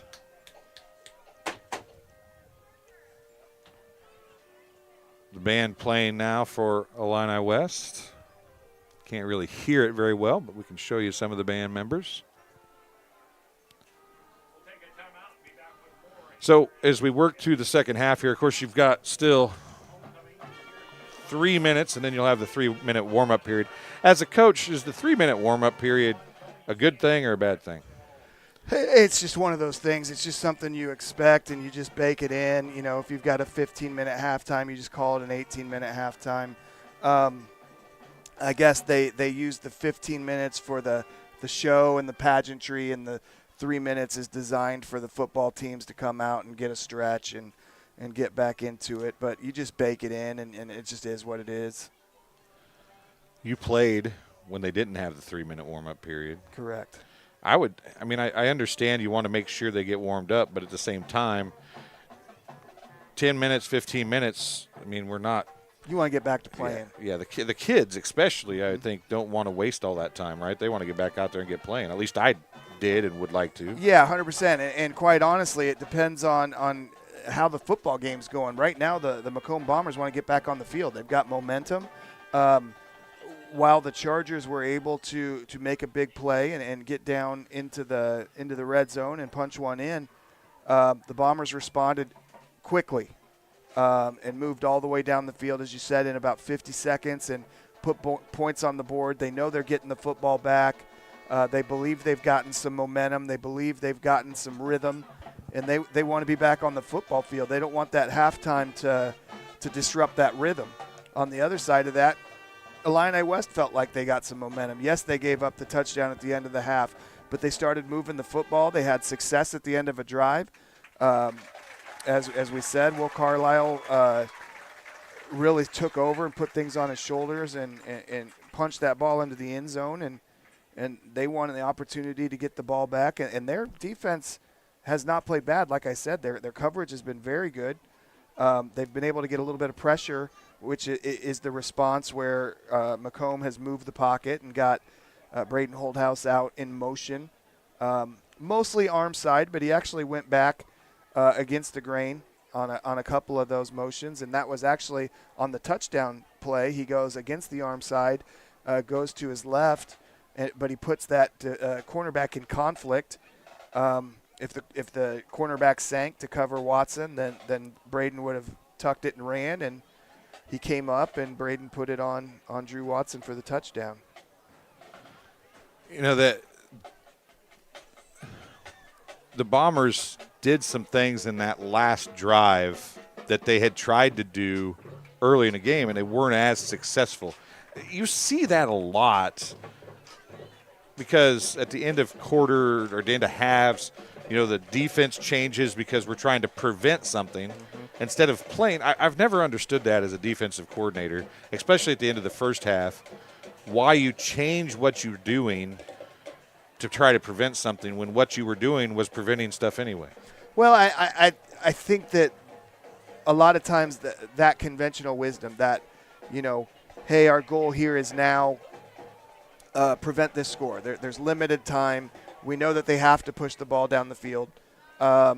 So let's sink into a little bit of deeper coverage. I don't know that I saw that out of Carthage, honestly. I think that their defense played fairly straight up. But as far as the conventional wisdom, I think at higher levels of football, there's more validity to that because they're able to adjust their assignments. I think in high school football, and as you alluded to earlier, smaller school, I think you play your defense because you're now asking a kid to adjust their adjustments on the fly, which runs contrary to what they've practiced all week. Comes with OBS, and now we're good to go again. There's OBS for some reason disconnecting itself and didn't want to work here in halftime, so that's just kind of the way our night's been going, isn't it? Yeah, but we got the football teams back out on the field. They're getting a little stretch, and we're getting ready to have this kickoff and get the second half going.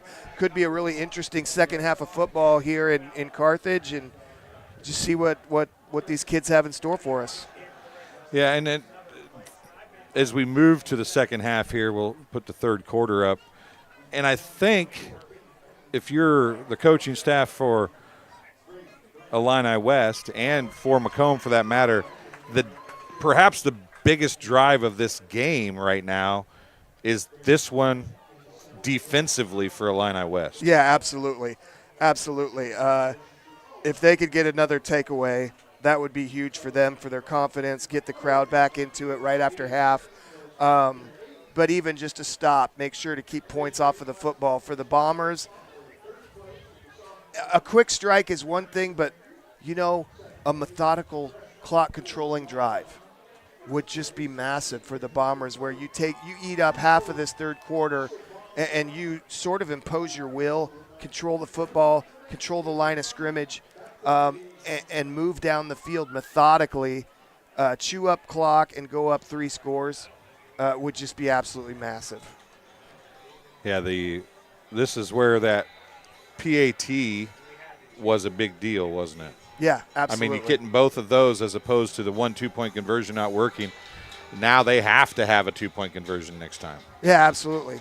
Absolutely. And we talked about that at the start here. And I guess it'd still be 2 scores if the Bombers scored a touchdown. But at any rate, being able to pull ahead and chew up some clock would be massive. Bombers taking the field now. Chargers are still talking it over. I would really keep my eye on that quick little onside kick. Kind of be aware of the Chargers trying to make a football play right here and change momentum, make a big splash play coming in out of the half. Be something I would be aware of right now. Yeah, the Chargers, this, a splash, like you said, is an onside kick, the kind of splash you want to make, though, to start a second half when you just gave up a touchdown. It is if you recover. Yeah, right? It's one of those things. If not, you're going to be talked about on the radio all week. You're a genius if it works, and you're a scapegoat if it doesn't, right? Absolutely. Joys of being a head coach. 100%. This is the old Illini West huddle kick here. We used to see this back when it was the Carthage Blue Boys as well. They're going to break apart, though. Now, the one thing they do different is back when Coach Unruh had it, every single time, no matter what, every one of them would take a step, make a big noise. Yeah. Well, they got that timing down good. On the ground, going to be recovered by number 3, Jerron Petty. Flag comes in. That, you know what? That's pretty impressive out of that official. He threw that flag a good 11 yards and put it right where he wanted to. It's all about how the weight is in the flag, right? Yeah. See what the call is going to be. I think those flags are a little bit different now. You remember, what was that, about 15, 20 years ago? I'm getting old. But Cleveland Browns lineman in the middle of a scrum had a flag hit him right in the eye. Ended his career. They had weights. Yep. They still have some sort of weight in them. But they called a hold on, I think, on the Bombers.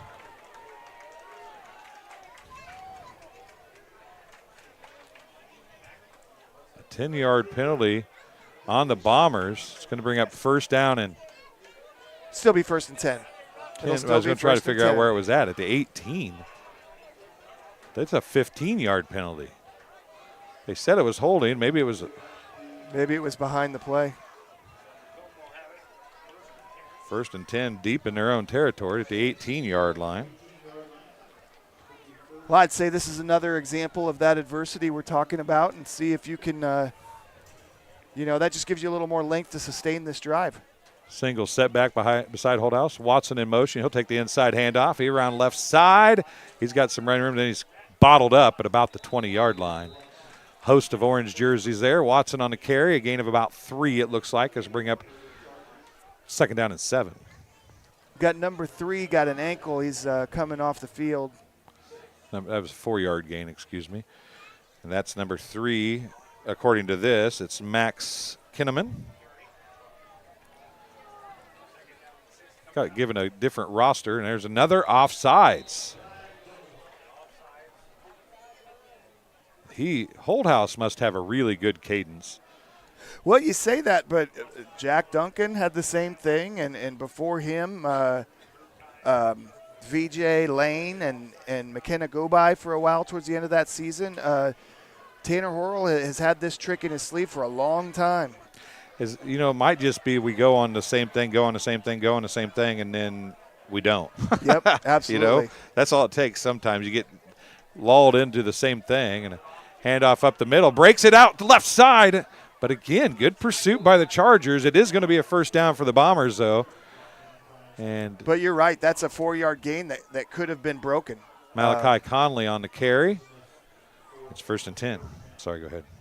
No, that's a 4-yard gain. Could have very easily been broken after Malachi got into the second level. But to your point, the pursuit was there, stayed true, broke down, and made a tackle on a powerful running back. I really thought he was going to break that because he is quick. But there's a handoff again. It's going to go left side, right off that left guard tackle slot, and it's another carry and another 5-yard gain. It'll bring up about 2nd down and 5. The other thing you look for here, and I haven't seen it yet, but they're running this tight bunch in towards the line of in towards the interior line. They really haven't split Kylan McMillan out much, but I'm wondering at what point when they're on a hash mark, when they're just going to put Kylan McMillan out on an island inside the numbers, get one-on-one coverage and say, let's go 1v1 and see what happens. There's another quick screen to Drew Watson. It's going to go for a gain of about 8, and it's a 1st and 10 on the pass. Actually, a gain of 9. It'll be 1st and 10 at the 46-yard line, and that was just a flanker screen right there. He took a step back, got the ball, and took off. Yep, just a little quick game. Get that ball into the hands of your playmaker and see what he can do with the football. And again, those wide receivers are getting just enough of those stock blocks to get in the face of the defender and give Drew a little bit of room to run. As we work through the second half here, third quarter action from Fuzz Burgess Field, 9:43 remaining in the third quarter. Bombers in their first possession of the second half. And that's going to be a legal procedure maybe. It is. So the 5 they got on the offsides earlier, given back here a little bit later on the false start to bring up 1st and 15 from the 41. Normally with a Macomb team, I would say that's not the biggest issue in the world because they pick up chunks of yards. But so far tonight, Illini West has been able to really minimize those big plays, and it's been a little bit more chunk. Second back this time. Malachi Conley on the carry again, and he gets a couple of those yards back. It'll bring up 2nd down and 13. Illini West was not fooled. They stayed home. They did not follow that jet motion, and Malachi just ran right into a host of Chargers tacklers, was able to put his shoulders forward, get a couple back, but the result is 2nd and 13. 5 defensive backs, a 3-3 front.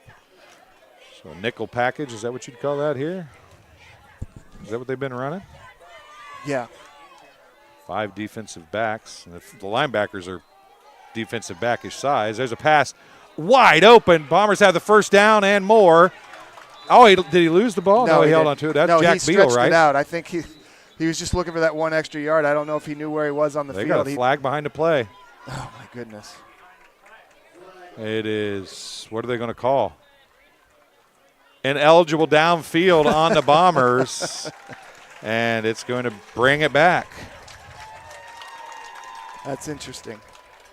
Now, you're laughing, and I'm no sure. I know I wasn't looking there, but they can go, what is it, 3 yards downfield? Is it 3 yards? Is that the distance you're allowed downfield? It's a yard. Is it it's just not a yard? whole lot, but it's not called very much in high school football. It is what it is. Got to clean up penalties. They're being called, so you got to play a clean game. But the good news is we're completing those plays. Every one of those penalties is on a chunk play, so continue to play, continue to make your football plays. And 2nd and 17 or 18 here.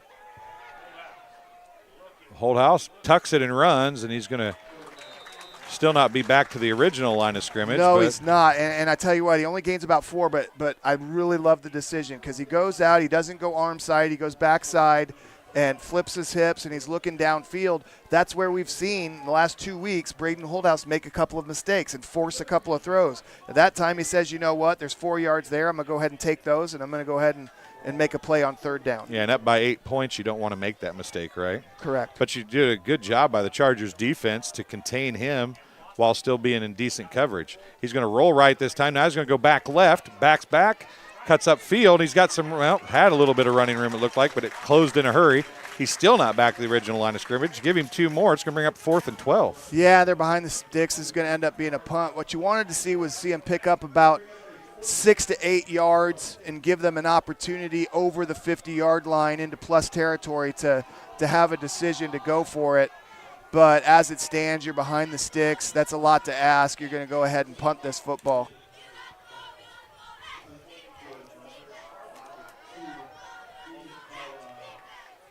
Carlisle will be the deep back. Struggling with it. Gets it off. Nice punch high. Treble. They stayed away from it. I don't know how they got out of the way of that. Watson's going to tag it down at the 26-yard line, and I'm not sure, Coach, how a orange jersey did not touch that ball. Yeah, it landed right in the middle of them. And they didn't. I mean, it no, looked they like they didn't. But they got just out of the way. It was like when I drop a drop shot into a lake and it's in a pile of fish, but those fish are able to just get right away from it somehow. Right. I don't know. They don't end up on my hook. That's that Weston guy. We got to swim away from that. So it's going to be 1st and 10, first time with the ball. It's 6:52 left here in quarter number 3. Illini West has it for the first time in the second half. So you mentioned take some time off the clock. The Bombers did that. It just didn't end in the – and there's Ethan Carlisle again. Man, that jump stop and sidestep is deadly. He's got great moves. And I recognize I have been saying the wrong name all night of Will Carlisle. That's Ethan Carlisle out there making his own name. But 5-yard gain, 2nd and 5. He has got a jump step that is just crazy good. I mean, I apologize to the young man because he deserves the respect to have his name called. He's played a whale of a football game. We got stacked twins down to the near side of the field. That's got screen written all over it, maybe? Either that or, again, they're just pulling the defenders out. Give the ball to Nick Johnson. Goes ahead and picks up a couple. Be 3rd and 3. Johnson gets the gain of 3, like Coach said. It's 3rd down and 2 now. So last week I came and watched the Chargers for a little bit, and they had camouflage blue and black jerseys with blue numbers. Yep.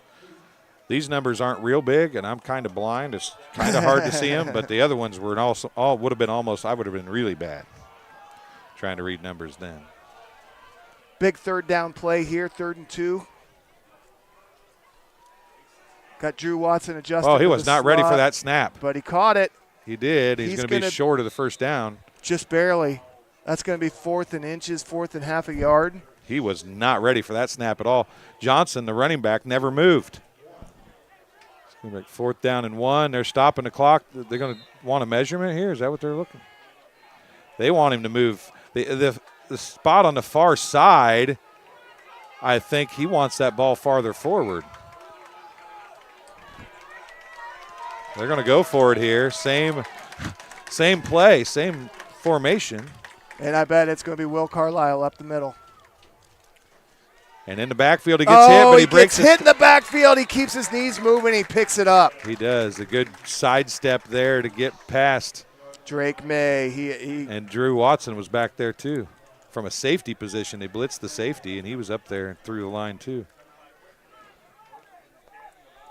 But that was another sidestep that got him free to get the first down. It's 1st and 10 from the 47.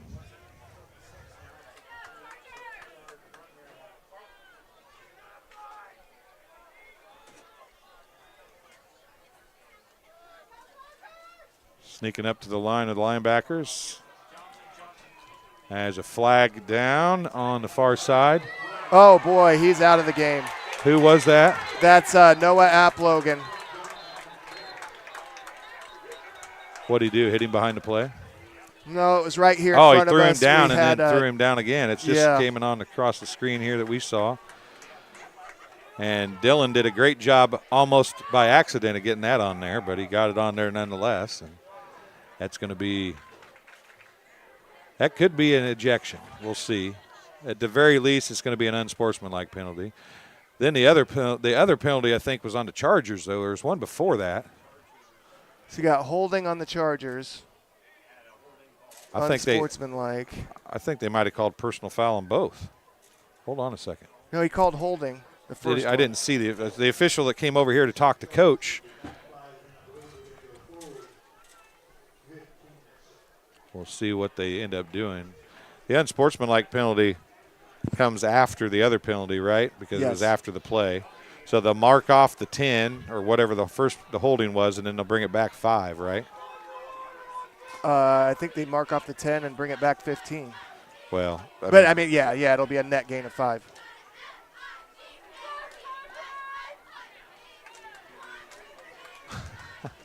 What are we doing here? Well, you can't. I've seen this before. You can't just mark off the 5 yards. Like, you have to physically mark off both penalties. I still haven't. I didn't think he marked off 10 to start with, but then he did end up marking off 5 back the other way, so it all ends up right. If that makes any sense at all. So it's first down after all that. A whole lot of walking for the officiating crew, and it's 1st and 6-ish. Short 6, long 5. Carlisle is going to take the snap. Rolls right. Looks to throw. Lofts it downfield. He's got somebody behind the defense. Makes the catch. He's at the 15-10. Trying to break a tackle. He's not going to get the job done, but it's going to be 1st and close to goal at the 10-yard line. I can't see the number. Flag back in the backfield. Illegal man downfield. Well, anything you can do, I can do better. Yeah. Man. Is that a point of emphasis this year? Yes. Yeah. That I mentioned earlier, you don't see it called much. You have seen it called a few times this football season. It is a point of emphasis on the officials to ensure that the linemen are staying in their pass protection. And the reason that it's a point of emphasis is because of the proliferation of the RPOs, of the run-pass option. So what they want to do is, if you're going to run an RPO, if you're going to make, as we talked about earlier, where Braden Holdhouse was putting a cornerback in conflict.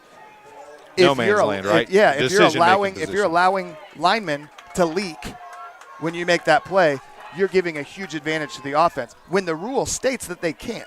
Right. So for them to reestablish that rule is really going to level the playing field for those RPOs. That was a huge play brought back. Quick game. Nice catch, number 1. This is a good play, too, though. It's going to be a first down as the pass is completed to Steven Sparks. And it's a gain of about 11. It's 1st and 10 at the 49-yard line on the negative side of the field by 1 yard. 3:32 to go here in quarter number 3. Clock now running again. Chargers trying to get back to within 2 or tie it if they can close it all the way up. They are wanting to run tempo right here, keep the ball moving. There was not an ejection after that. I do not believe there was there. No. Rolling right again, and he's going to run right into the grass. Is that Hector Mamie? Mamie on the tackle as he looked like he had a lane, and Mamie came out of nowhere and shut him down. A loss of a long one on the play. It's maybe a loss of 2, second down and 12. It's been interesting. There, they move it up a little bit. It seems like, and again, I know that I'm personally sitting at about the 37, so we're not at the 50, but there seems to be a discrepancy to where the football is on the field to where the marker is on the sideline. It is always to the left. Everything's to the left, it seems like. Like the marker looks farther to the left than the ball does. Carlisle looks to throw. It's bopped up in the air and then falls incomplete. You had 3 Bombers surrounding the wide receiver there.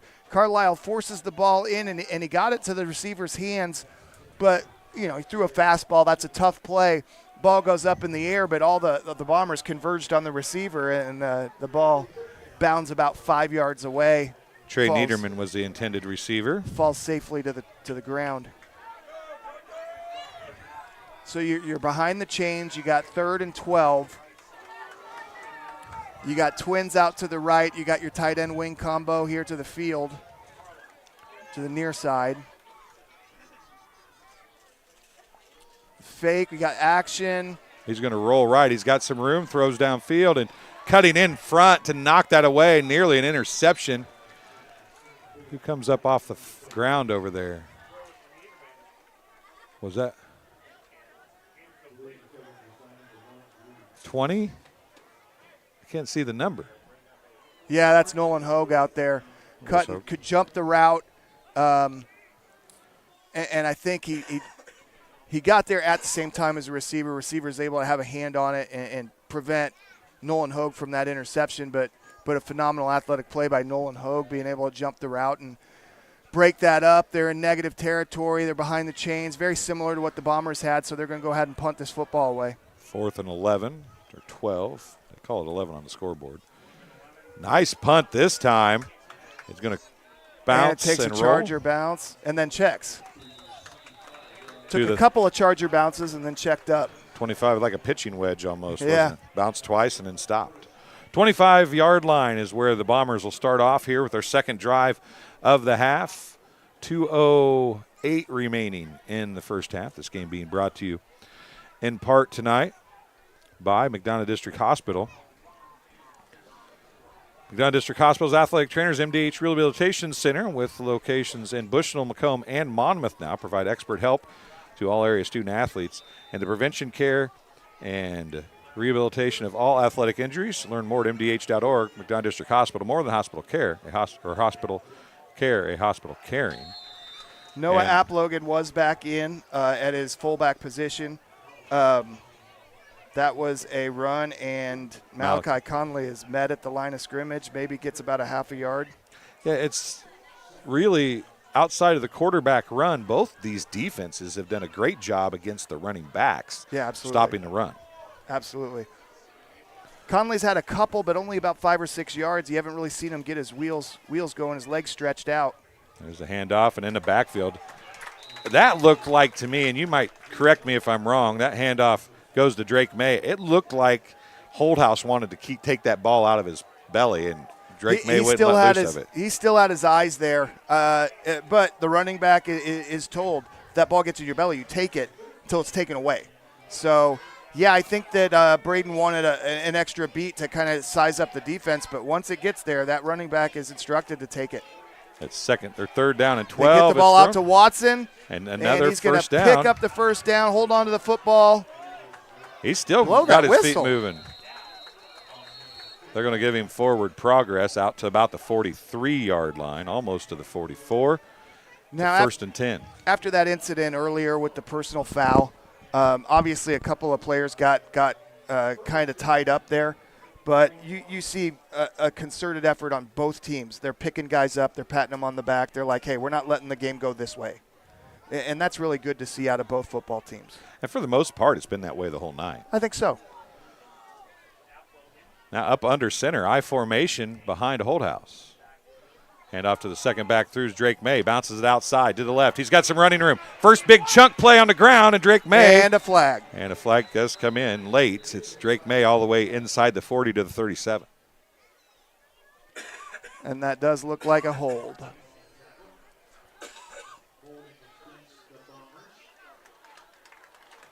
But it is well downfield, so I think, right? Still might be a first down. I think they're going to be just short. So Drake will get credit for about, see where they mark it here. It was 1st and 10. He's going to get credit for an 8-yard gain or so, but it's going to bring up 2nd down and 2 instead of a 1st and 10 from inside the 40. Yeah, he gets down inside the 40 and a hold is called. Brings that ball back. It's 2nd and 2. We got a tight end to the near side. That long eye. Drops back from under center. Again, Downfield. good coverage. Is he caught? Did he catch it? No, he didn't. That ball squirted through. That was to Jack Beal. Yeah. But you had step-for-step coverage by the cornerback, and you had the safety coming over to help. The ball was placed perfectly where really only his receiver could get to the ball, but got his hands on it, just couldn't haul it in. Very small window. 14 seconds left here in quarter number 3. So much like the first quarter, pretty quiet offensively for both teams, although the Bombers, both teams have had big plays called back in this quarter, but it's no score as of yet. Just going for the first down on a Philly special tush push right there, or whatever they call that thing now. Yeah, moves forward. He gets, again, another 3-4 yards. Yep. 1st and 10 for the Bombers. Clock will start back up, and it'll probably be the last play of the quarter. It will be. Third quarter comes to a close. The Bombers lead the Chargers 14-6. We'll take a break. We'll be back on TSSR Game Time Live, presented by MDH, right after this. There's been a lot of rewarding parts working at McDonough District Hospital. I've had patients come to me that maybe have not had care in the community, care available. So with the addition of nurse practitioners lately, we've been able to add more care, and that's very rewarding to me.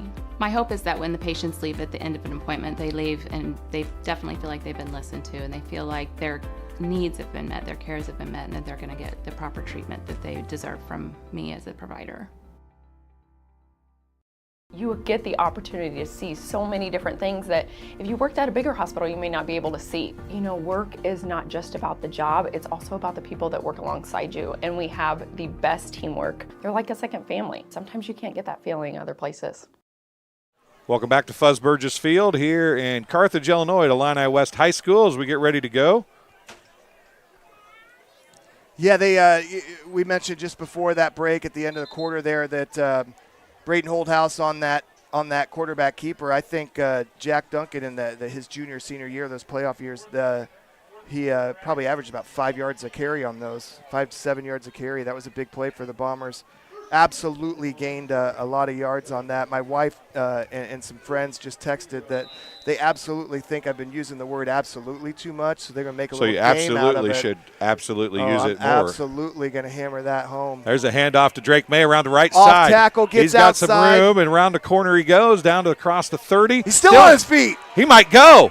He is. He got dropped down just shy of a touchdown, I think.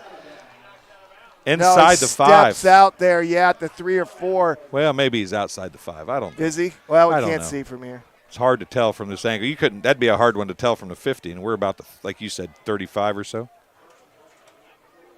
First and goal at any rate. They say it's on the 5. So first and goal 5. at the 5. And the Bombers trying to open the fourth quarter with a big play. I jinxed them, didn't I? I said that nobody had any big chunk plays in the run game, and there comes 2 of them from Drake May. Yeah, absolutely. And he bumped that one off tackle and then bubbled out, and Malachi Conley absolutely barges that football in from the 5 and gets a Bomber touchdown to stretch this lead out to 20-6 pending the PAT from Mr. Hayden Katz. Be a 15-point lead if they can get this one here. 15 is way bigger than 14, as odd as that sounds, right? Because 15 means you have to have 2 2-point conversions if you can't kick a field goal. It's good. And the reason why I say that is if you are at 14, they can score a touchdown, get a 2-point conversion, and all they need is a touchdown. Yeah. If you're at 15, they have to get a 2-point conversion plus something else on their next one. Yes. In order, so at that 1 point doesn't sound like a lot, but it's a big deal in this scenario. It changes a lot of mindsets. And like to your point, you have to get that first 2-point conversions to even set up the next thought. So, and if you don't have a PAT kicker on the roster, then throw it out the window anyway. But you have to get those 2-point conversions. If you miss one of them, then all of a sudden now it's a 3-score game. 3-score game. Yep. Yeah, it's amazing how we talk about the special teams and they don't get a whole lot of pub, and you can have that theory of whatever way you want to look at it. Yes, there's 2-for-1 deal, but if you can make every PAT, it puts so much pressure on the other team to make those 2-point conversions, which are, if you have a good field goal or PAT kicker, field goal kicker, those 2-point conversions are a lower percentage play than the field goal. Yeah, you're correct. And that plays into that math that we were talking about earlier. You have to make sure that you're hitting 50% or better of those 2-point plays. If you're not, then the math doesn't work out. Provided, of course, you have a PAT kicker on the roster, which Macomb does at this point. So here we go. Getting ready to kick it off is Cats.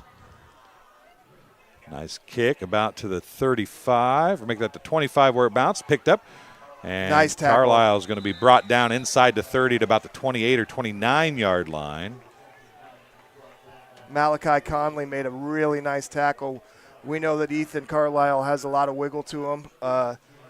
Malachi Conley was able to stare through the thighs and latch on and roll through that tackle and make a nice tackle, bring him down. I think number 5, Caden Knupp, maybe got up from that pile too, but I'm trying to see those numbers from a distance away. So a huge drive here for Illini West as they have the ball with 11:38 to go in quarter number 4. Chargers trailing 21-6 here on homecoming night. There's a throw into the flat, just led him a little too much.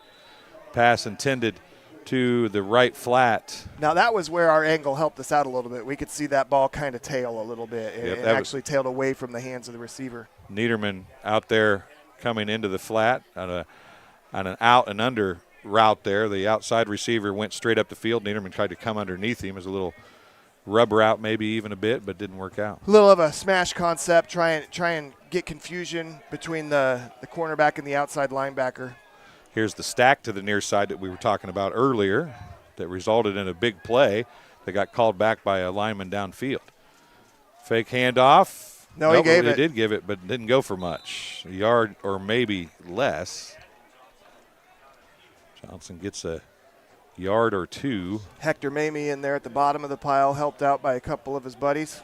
Those defensive linemen I hear you talk about a lot are a lot of names I hear from the wrestling team too. Well, it just works out that way. Those guys have good balance. They got good trunk strength and able to use their hands effectively, hand fighting. So, we make jokes about it, but the Bombers have a history for the last 5-10 years of their defensive leaders have been wrestlers. Nice pass, Niederman nice catch. With the feet on the sideline, enough for a first down, a gain of about 12.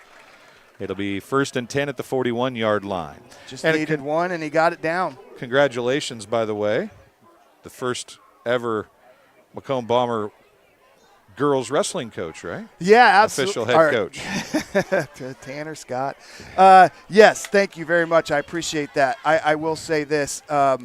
This is Tanner Scott harassing you? A little bit. No way. He is siding with my wife, which I understand. And as I told them, noted, I will take the note and may or may not listen to it. May or may not listen to. Oh, and that's thrown away. I went to Zig and he went to Zag. Yeah. And, but this is Luke Ladd's program. He's built it. He's had a ton of success. I'm doing whatever I can to assist him. And if you don't think that Luke Ladd will be involved with the girls wrestling program when the senior captain is his daughter, 3-time state qualifier Kelly Ladd, then you got another thing coming. So we'll continue to run this program as we have. But it's more I want to say not symbolic really, but it's just needed when you're getting as many girls as you're getting. You need to have a team and have somebody to be in charge of it, right? Yeah, absolutely. Whether you want it or not. Yes, very much. The numbers have gone up every year, and we do not anticipate that will change. Downhill run right there picks up a good 5, maybe 6 yards. That was Johnson again, a gain of 5. It'll bring up third down and 5. Yeah. But, those numbers have continued to grow. We've had success. The first couple of years it was kind of the Kelly show, and we have some other girls that have been there a couple years now. They'll be in their 3rd year and have really made some great strides. And I think that the goal here is for Kelly to have some company with her when she gets to the state tournament this year. Sports Corner says go Bombers football and wrestling. Absolutely, Sports Corner.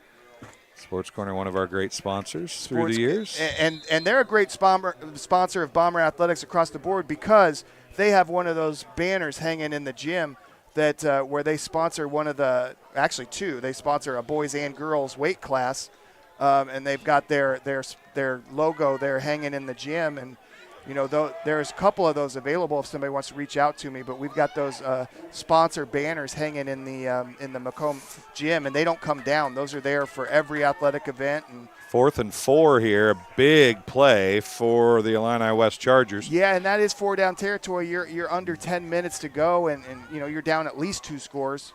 So they got to get some momentum here. It's going to be. Oh, did he get it? He does. Across the line of scrimmage. Ethan Carlisle, and he looks like he got banged up a little bit across the line of scrimmage. He just get the first down. If he got smacked, it looked like he might have gotten smacked. Yeah, right in the thigh. Yeah. I think he's got a bit of a dead thigh. But, you didn't really think anybody else was carrying that ball on 4th and 4, did you? Not with the game he's been having and the amount of times I heard his name called last week when I was here. Ethan Carlisle is He's the man, guy. and he is Tough limping kid. still, trying to get maybe the feeling back or work out some pain there as he's going to take the snap in motion. Orbit motion. More pressure and just nowhere to go with the ball. Is that Lambert? Huge tackle and a huge loss. It's a loss of 7. Or make it actually a loss of 8. Yeah, Langdon Lambert came to the football program late, but had some humongous plays last year. We called his name a lot out of that slot position, and he's had some big defensive plays this year, some big spots, big plays, and he gets the big sack right there, turning 1st and 10 into 2nd and 18. Approaching the 8-minute mark of the football game now. Ethan Carlisle is going to take the snap. Looks back again, pressure in his face. He lofts it up. There's a couple of defenders there, and it's caught. Did he catch it? Boy, that's interesting. It looked like there was a defender in position that got kind of pulled away from the football, but if it's not called, it didn't happen. The argument there could be that he wouldn't let him go through back to the ball either, so it's going to be incomplete. I thought it looked like it was incomplete, but they weren't signaling incomplete.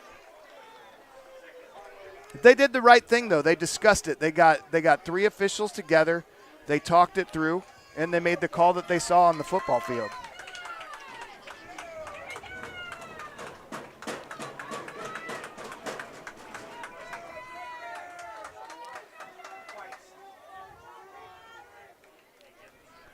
So it's going to be 3rd and forever, and with 7:55 remaining in the football game, this might be the most important drive the rest of the way. If they can't get something going, if you're Illini West, you might be in trouble. The Bombers have showed an ability to drive the ball here in the second half, even though they haven't scored a lot of points. They have held the ball and moved the ball throughout the second half. Carlisle back again, and he's going to get horse-collared, and Carlisle says he wasn't down, but they're going to contact to the head and neck area. The arm got him right around the helmet, and that's what's going to happen. And they call it a face mask. Yeah, and that's what happened. Alex Brown, big Alex Brown, those arms are up in the air. He's a tall kid. He came through, and and Carlisle avoids him, but he gets one of those arms out there, and he knocks him to the turf, but his hand came across the helmet. That's not an automatic first down because they were 18 yards behind. It'll be a 3rd and 3 now. That's not something you see after a 15-yard penalty very often. No, not very often. So it makes it a lot more manageable, though, if you're the Chargers. 7:49 to go in the football game. They trail 21-6. They need a first down here, keep this drive alive, and then get a defensive stop. Yeah, so we got 3rd and 3 right here. Again, you look for Carlisle to call his own number. You got twins out to the field. Slot and tight end on the near side. And there he goes. But he is met at the line by, you'll never guess. No way. You never get it. Drake May right there. He does have a nose for the football, doesn't he? He does, and he's got that acceleration. He diagnoses a play. He sees his keys. He reads them. And when he makes his decision, it's 100 miles an hour. And that's one thing that separates good from great players, is having that conviction of, I've studied film, I've listened to my coaches, and I know when this happens, this is next. And once he makes that decision, it's 100 miles an hour. So now another big 4th down, right at about the 40. You got 4th and 3. Bombers showing pressure.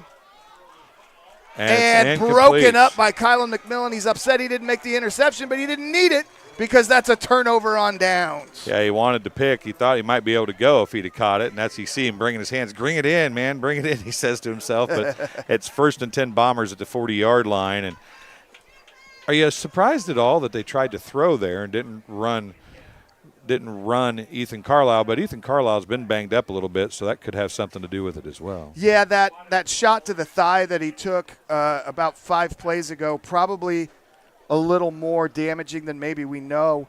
7:01 remaining here. He'd just been stopped at the line and didn't show that ability that we'd seen all game to make that jump cut. So, maybe it was time to big in play. the backfield by number 5, and that's a play Illini West needed here as we get under 7 minutes to go. Roan Jackson on the stop. This is still a 2-score game. So now all of a sudden it's 2nd and 14. The Chargers are looking to get that ball back right now and get right back to work. I know the Bombers have scored 21 points, but I feel like both defensive lines have really controlled the line of scrimmage tonight. Yeah, they really have done a nice job. The Bombers, there's a false start on the near side wide receiver here. The Bombers' number 10 false start, Kyler Norton. He just kind of jerked his shoulders a little bit. There was nobody covering him, but it was enough to catch the officials' attention. So another 5 yards is going to bring up 2nd and about 18. Actually, 2nd and 19.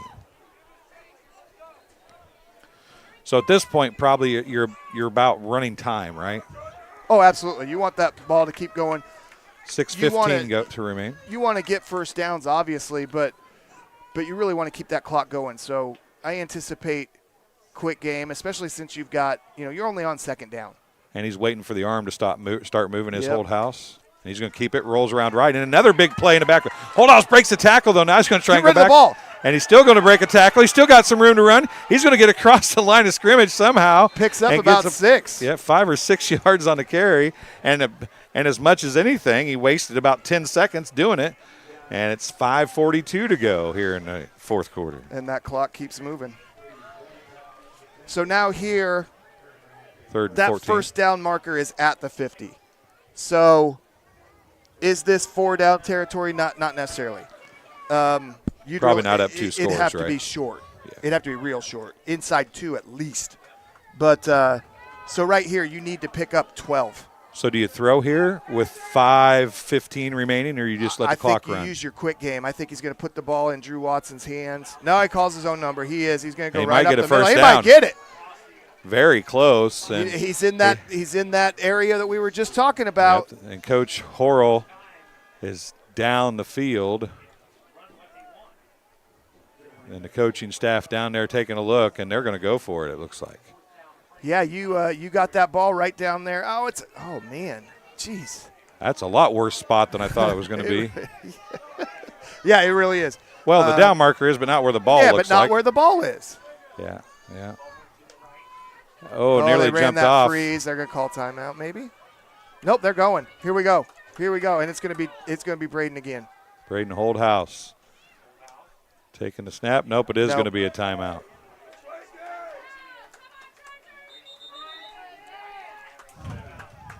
Now, do you come out of the timeout and go for it anyway? 4:19 remaining. I'm trying to. I keep looking at the marker, but that's not where. This is the first need to time. Look at the ball.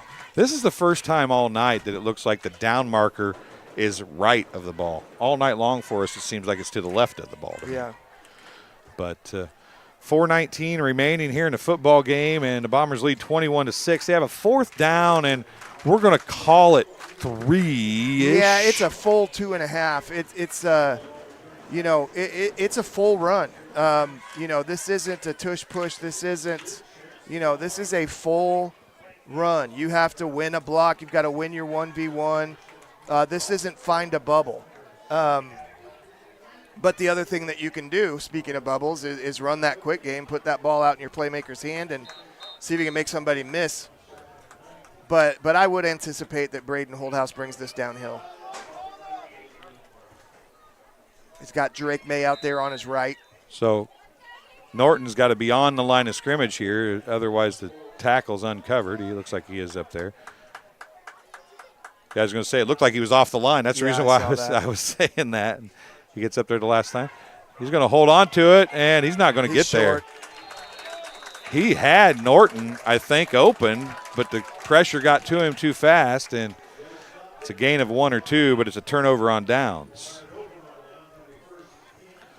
4:14 to go, and now the Chargers don't have the luxury, Coach, of taking any time. They've got to score here and make some things happen, which I don't know that they have the kind of offense to do that as well as the Bombers did at the end of the first half. Yeah, correct. I haven't seen that downfield. Obviously, we had the one play, and they're going to try that. I mean, you have to take some chances here.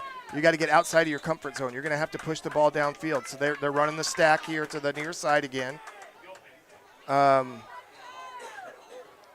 They're short a player, it looks like. And they do not want to call a timeout, and that's exactly what they had to do. They're short a lineman.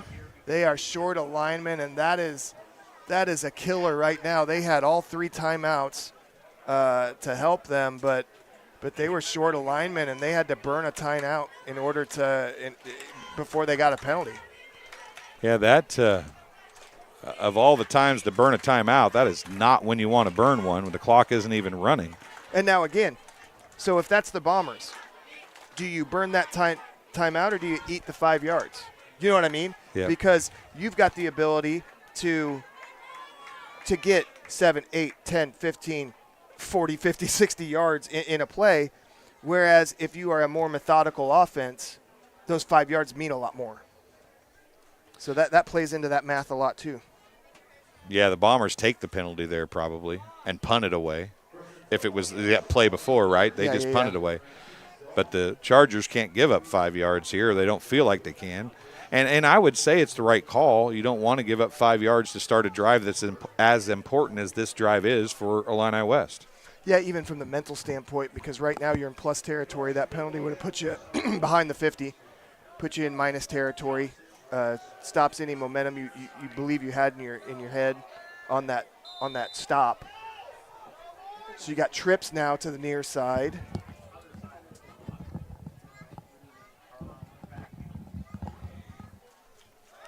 Carlisle back throw, pump fake, comes near side. He's got an open receiver. That's Niederman, but it's only going to go for a gain of about 3. Big hit by Drake May. Yeah, they used that trips. They 2 receivers went deep down the field. They brought one back. They made a nice completion, but again, like you said, it's only 2 yards. A lot of time off the clock as it continues to run. 3:45 remaining in the football game. 30 seconds have gone off the clock since they got control of the ball. Really in no hurry here, it doesn't seem like. They need to push this ball down the field. Carlisle taking tons of time to snap the ball. And it through the line. It's intercepted. Bombers, Kyler Norton gets the INT. And he ripped that ball away from the receiver. A big shot from Drake May on Ethan Carlisle. And that just, there was no sense of urgency for the Chargers there as Bombers have the football back with 3:26 to go. Yeah, that was interesting. They seemed to be really surveying the field, maybe reading coverage, trying to read blitz. I'm not sure what was going on there, but again, like they didn't read it. They didn't read it very well because Drake May came untouched right up the middle. Yeah, he sure did.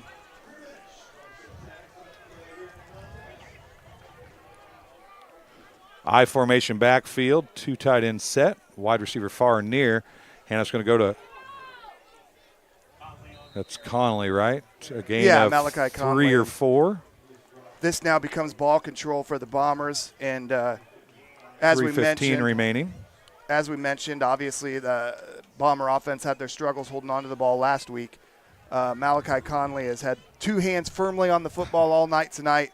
Illini West saw that film. I'm sure they're going to try and stand him up and rip that ball away, punch it out. So this is a big moment of the football game where it's, hey, we're going to feed you the rock, son, but, you need 2 hands. You need 1 on each end. We'll try it again here as they take as much time as they can. The hand is already up. He'll start waving it in a second. He is waving it down under 5 seconds now. Holdhouse fakes it, and he's got tons of room around the right side. First down and a whole lot more. Across the 50 down to near the 45-yard line. A gain of 14 or 15 on the play. We're giving a gain of 13 on the play. A 1st and 10 for the Bombers. And we're down inside 2 minutes and 34 seconds to go here with the Bombers a 15-point lead and a 1st down in Chargers territory. Yeah, and you saw him right at the end trying to stay in bounds, and he did.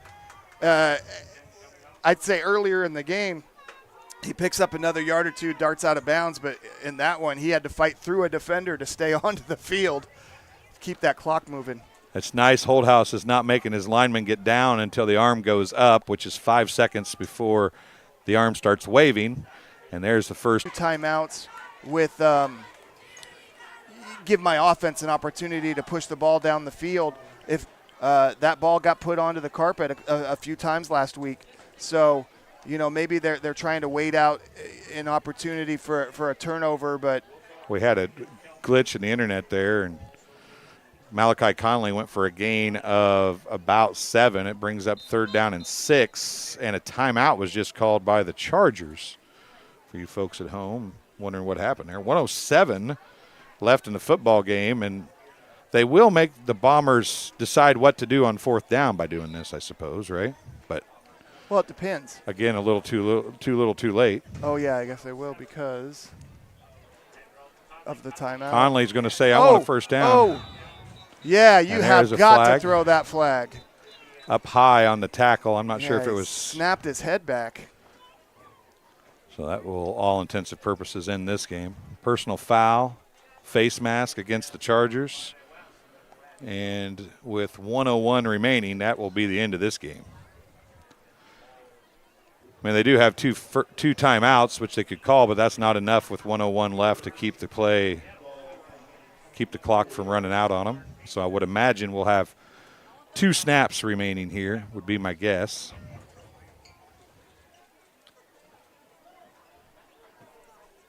And it is going to be the safety formation here. It's as if you're the winning team, this is the best formation in all football, isn't it? Yeah, 100%. Holdhouse going to step back, take a knee. Clock will run, but they will have to take another one. So he just has to get it below 40, right, Coach? As long as it's below 40, he can take that other snap and be done with it. Yep. The Bombers will improve to 3-0. The Chargers will fall to 0-3. And you can see he's turned around. He's watching. Now it's under 40. That's football game. And that game. is the game for all intents and purposes. Teams will go back to each sideline after they shake some hands there at midfield. And this one will be over as they will, I'm sure, meet at the 50-yard line as time expires here.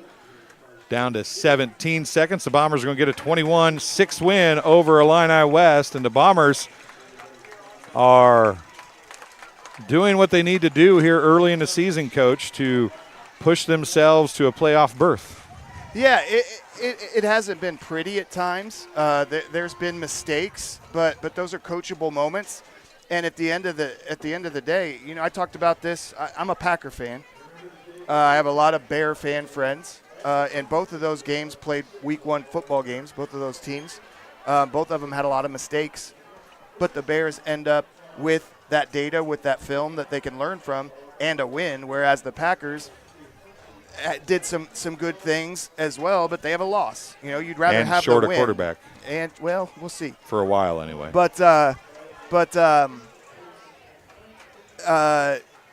So there's a lot of things for the Bombers to continue to practice, to work on, and get better. But the one thing that's really exciting moving forward is we have not seen the best Bomber football yet. No, and for that matter, you haven't seen the best Chargers football yet either. No, absolutely not. And for most teams, you probably haven't seen their best football yet. But I think the Bombers improved on a couple things this week. You know, they took care of the football much better tonight. Yeah, a couple mistakes in that first quarter, and after that, a much better job of protecting the rock. And then the Chargers were in this game down the stretch. They had some opportunities, couldn't pull it off. But when you're in a close game, though, close games feel a lot better when you're on the winning side of it, don't they? Oh, absolutely. They're you should have went with the 100%. I know. I got confused as to which one I overused. Now I'm going to start to use 100% too much. But, yeah, the white jerseys are down there gathering around. And obviously both teams did some things well. Both teams had some opportunities that they'd like to have back. But to your point, the Bombers are down there celebrating a win, and the Chargers are still looking for their first win. If there's any consolation for the Chargers, I guess, is the Chargers have got probably two of their tougher teams out of the way in the conference, and the Farmington Farmers and probably the Bombers too. So maybe three of the tougher teams in the conference are already out of the way, right? Correct. They've got the Farmers, the Trojans, Velva, and Brimfield, and now Macomb, who's 3-0 out of the way. All three of those teams, I think, are 3-0. And so you get the tough ones. Now you just got to, instead of winning 5 out of 9, you got to win 5 out of 6. Yeah, and Macomb's got some tough football teams ahead of them. Right. You've mentioned Farmington and Elmwood Brimfield, but you've got Breeze Modern Day, and there's another one that they added this year that's a good football program. Bureau Valley? Yep, exactly. So, you know, that's 4 football teams right there. That every one of those is going to be the game of the week in the conference. We'll take a break, see if Coach Horrell's going to find his way up here or not. And we'll be back on TSSR Game Time Live, presented by MDH, right after this. There's been a lot of rewarding parts working at McDonough District Hospital. I've had patients come to me that maybe have not had care in the community, care available. So with the addition of nurse practitioners lately, we've been able to add more care, and that's very rewarding to me. My hope is that when the patients leave at the end of an appointment, they leave and they definitely feel like they've been listened to, and they feel like their needs have been met, their cares have been met, and that they're going to get the proper treatment that they deserve from me as a provider. Minimally invasive surgery offers a variety of benefits to the patient. We are now able to offer patients a variety of operations with small incisions rather than big open incisions. The surgeries that we can do now, minimally invasive, include bariatrics, hernia repair, colorectal surgeries, faster recovery, smaller incisions, faster time back to work.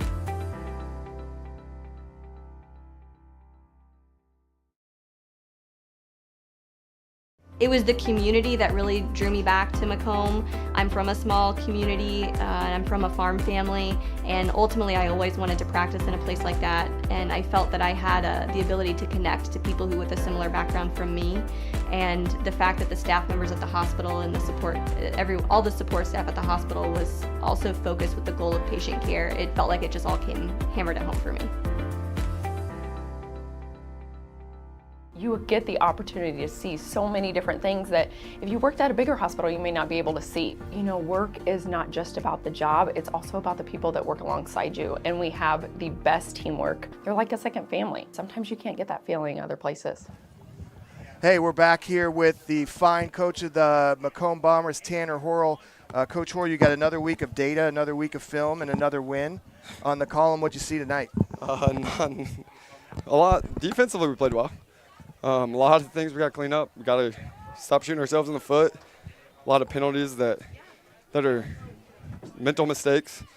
Blocking, holding when guys are downfield. But a win's a win. Absolutely, and Dwayne and I were just talking about that. You know, you get the opportunity where you're, you have those data points, you have those things to correct throughout the week, but you have that win in the ledger. That feels a lot better moving forward. I did think that after that first quarter, obviously there were a couple of throws that 11 would like to have back, but after that, there was a lot better possession of the ball. Malachi Conley did a great job of holding on the football tonight, and it was contested. I mean, he ran into a lot of walls. I mean, he took some shots there in the last two possessions there, just trying to run out the clock and two hands on the ball, and he did that. He stayed in bounds. He did all the things we needed him to do there in that situation. Absolutely. A couple of really nice plays as 11 found his footing, started moving down the ball where he put that football where only his receiver could make the play, and Drew Watson made a couple of highlight reel plays. Yeah, I thought that 2-minute drive was going to get us going a little bit. And maybe if we stay with the pass game, it does. But Braden was delivering the ball. We had a huge catch from Kylan, Jack, and Drew made a few huge catches for us. So when it was time to get going, they did the job. Obviously, everybody looks to Drake May, the sophomore that just seems to pop up in the biggest moments, and he had a couple of big TFLs. But, man, there were moments all over the board tonight where all sorts of guys got in on that action on the defense. A really nice defensive game. Hector Mamie had a big play. Alex Brown, now the penalty obviously negates the biggest one. But, a lot of great plays by the defense. What were you excited about out of them? Yeah, I thought the defense played really well. There was just a couple big plays, and, I mean, that's what they've done to the first two games was get some big runs, and they got us with that a couple times. But, make them snap the ball again. And we did that, and then we eventually got a stop on all drives except one. And I tell you, you really do got to tip your cap because Ethan Carlisle, he's a tough kid. Yeah, he took some shots. Tough young man. He took some shots. And you know what? Some of those when you watch the film, some of those passes that he completed, he was being hit. Yeah. And that's big boy football. Yeah, and he made some really nice passes. Yep, absolutely. So, but as it stands, Bombers move to 3-0, and we will go next week. Talk to us about next week a little bit. Just from a distance, West Hancock's offense is still West Hancock's offense. They're going to put up points. So if we come out and we don't take care of the football and we can't run the ball, and I should probably just stop it talking. But we're going to have to put up points to beat West Hancock. As good as our defense has been the last 3 weeks, they're fast-paced. They've got a great receiver, at least one that I know of, and they're going to deliver the ball. So we're going to have to work on our pass coverage, and then take care of the football and punch some of those touchdowns in. Well, hey, go see your kids, go see your family, and we'll move on to week 4. Yeah, thank you. So that wraps up tonight. Bomber football. The Bombers moved to 3-0 with the win over the Illini West Chargers, who moved to 0-3. But again, as Mr. Hulett said, that is probably the 3 toughest games on their schedule. Yeah, it definitely is, I would say. And the key now becomes for the coaching staff to keep them involved, right, and make sure that they understand that we still got a chance to do some things here. And it's one game at a time. We win the first one, and we're getting closer and closer. So there's an argument that 3 years ago was possibly the finest season in Bomber history, where they beat QND in the playoffs and really had an opportunity to beat Murfreesboro, but they had the 9-0 season, moved to 10-0. But obviously there was a semifinal team back in the day, and a lot of people say, wait a minute, we went a little further. Do you know how that team started out? 0-3 or 0-4. 0-3. Yeah, 0-3. 0-3. Yeah, 'cause you had to be 6-3 back then. They had to win out in order to even make the playoffs. And then went all the way through. They won like 9 games in a row, right? 10 Yes, games in a row? that's correct. 9 or 10. Yep. 9 it was, I guess. So, yeah, I mean, they did some things. Yep. So, and it's all what you said is you've got to get better as you move along. I think the Chargers are getting better. Mm-hmm. Now they're against maybe the lower end of the conference. Maybe they can make some noise, get that 6 wins or 5 wins of the 6 and make the playoffs. And once you get to the playoffs, anything can happen, right? Absolutely, 100%. You just want to get into the tournament and put your best foot forward. All right, Coach, thanks for joining me tonight. Thank you for the Sorry opportunity. for all the people back in Bushnell and West Prairie. We'll get that loaded as quick as we can. That'll do it from Fuzz Burgess Field, 21-6. The Bombers get the win over the Chargers. We do have Pawnee and South Fork scheduled for tomorrow. You'll be able to watch that here on TSSR Game Time Live, and Milledgeville will be on tomorrow as well. So for Tony Weston, for Dylan on the camera, and for Jenny, who was here learning tonight, I'm Dwayne Hulett. Thanks for watching. We'll talk to you again very soon.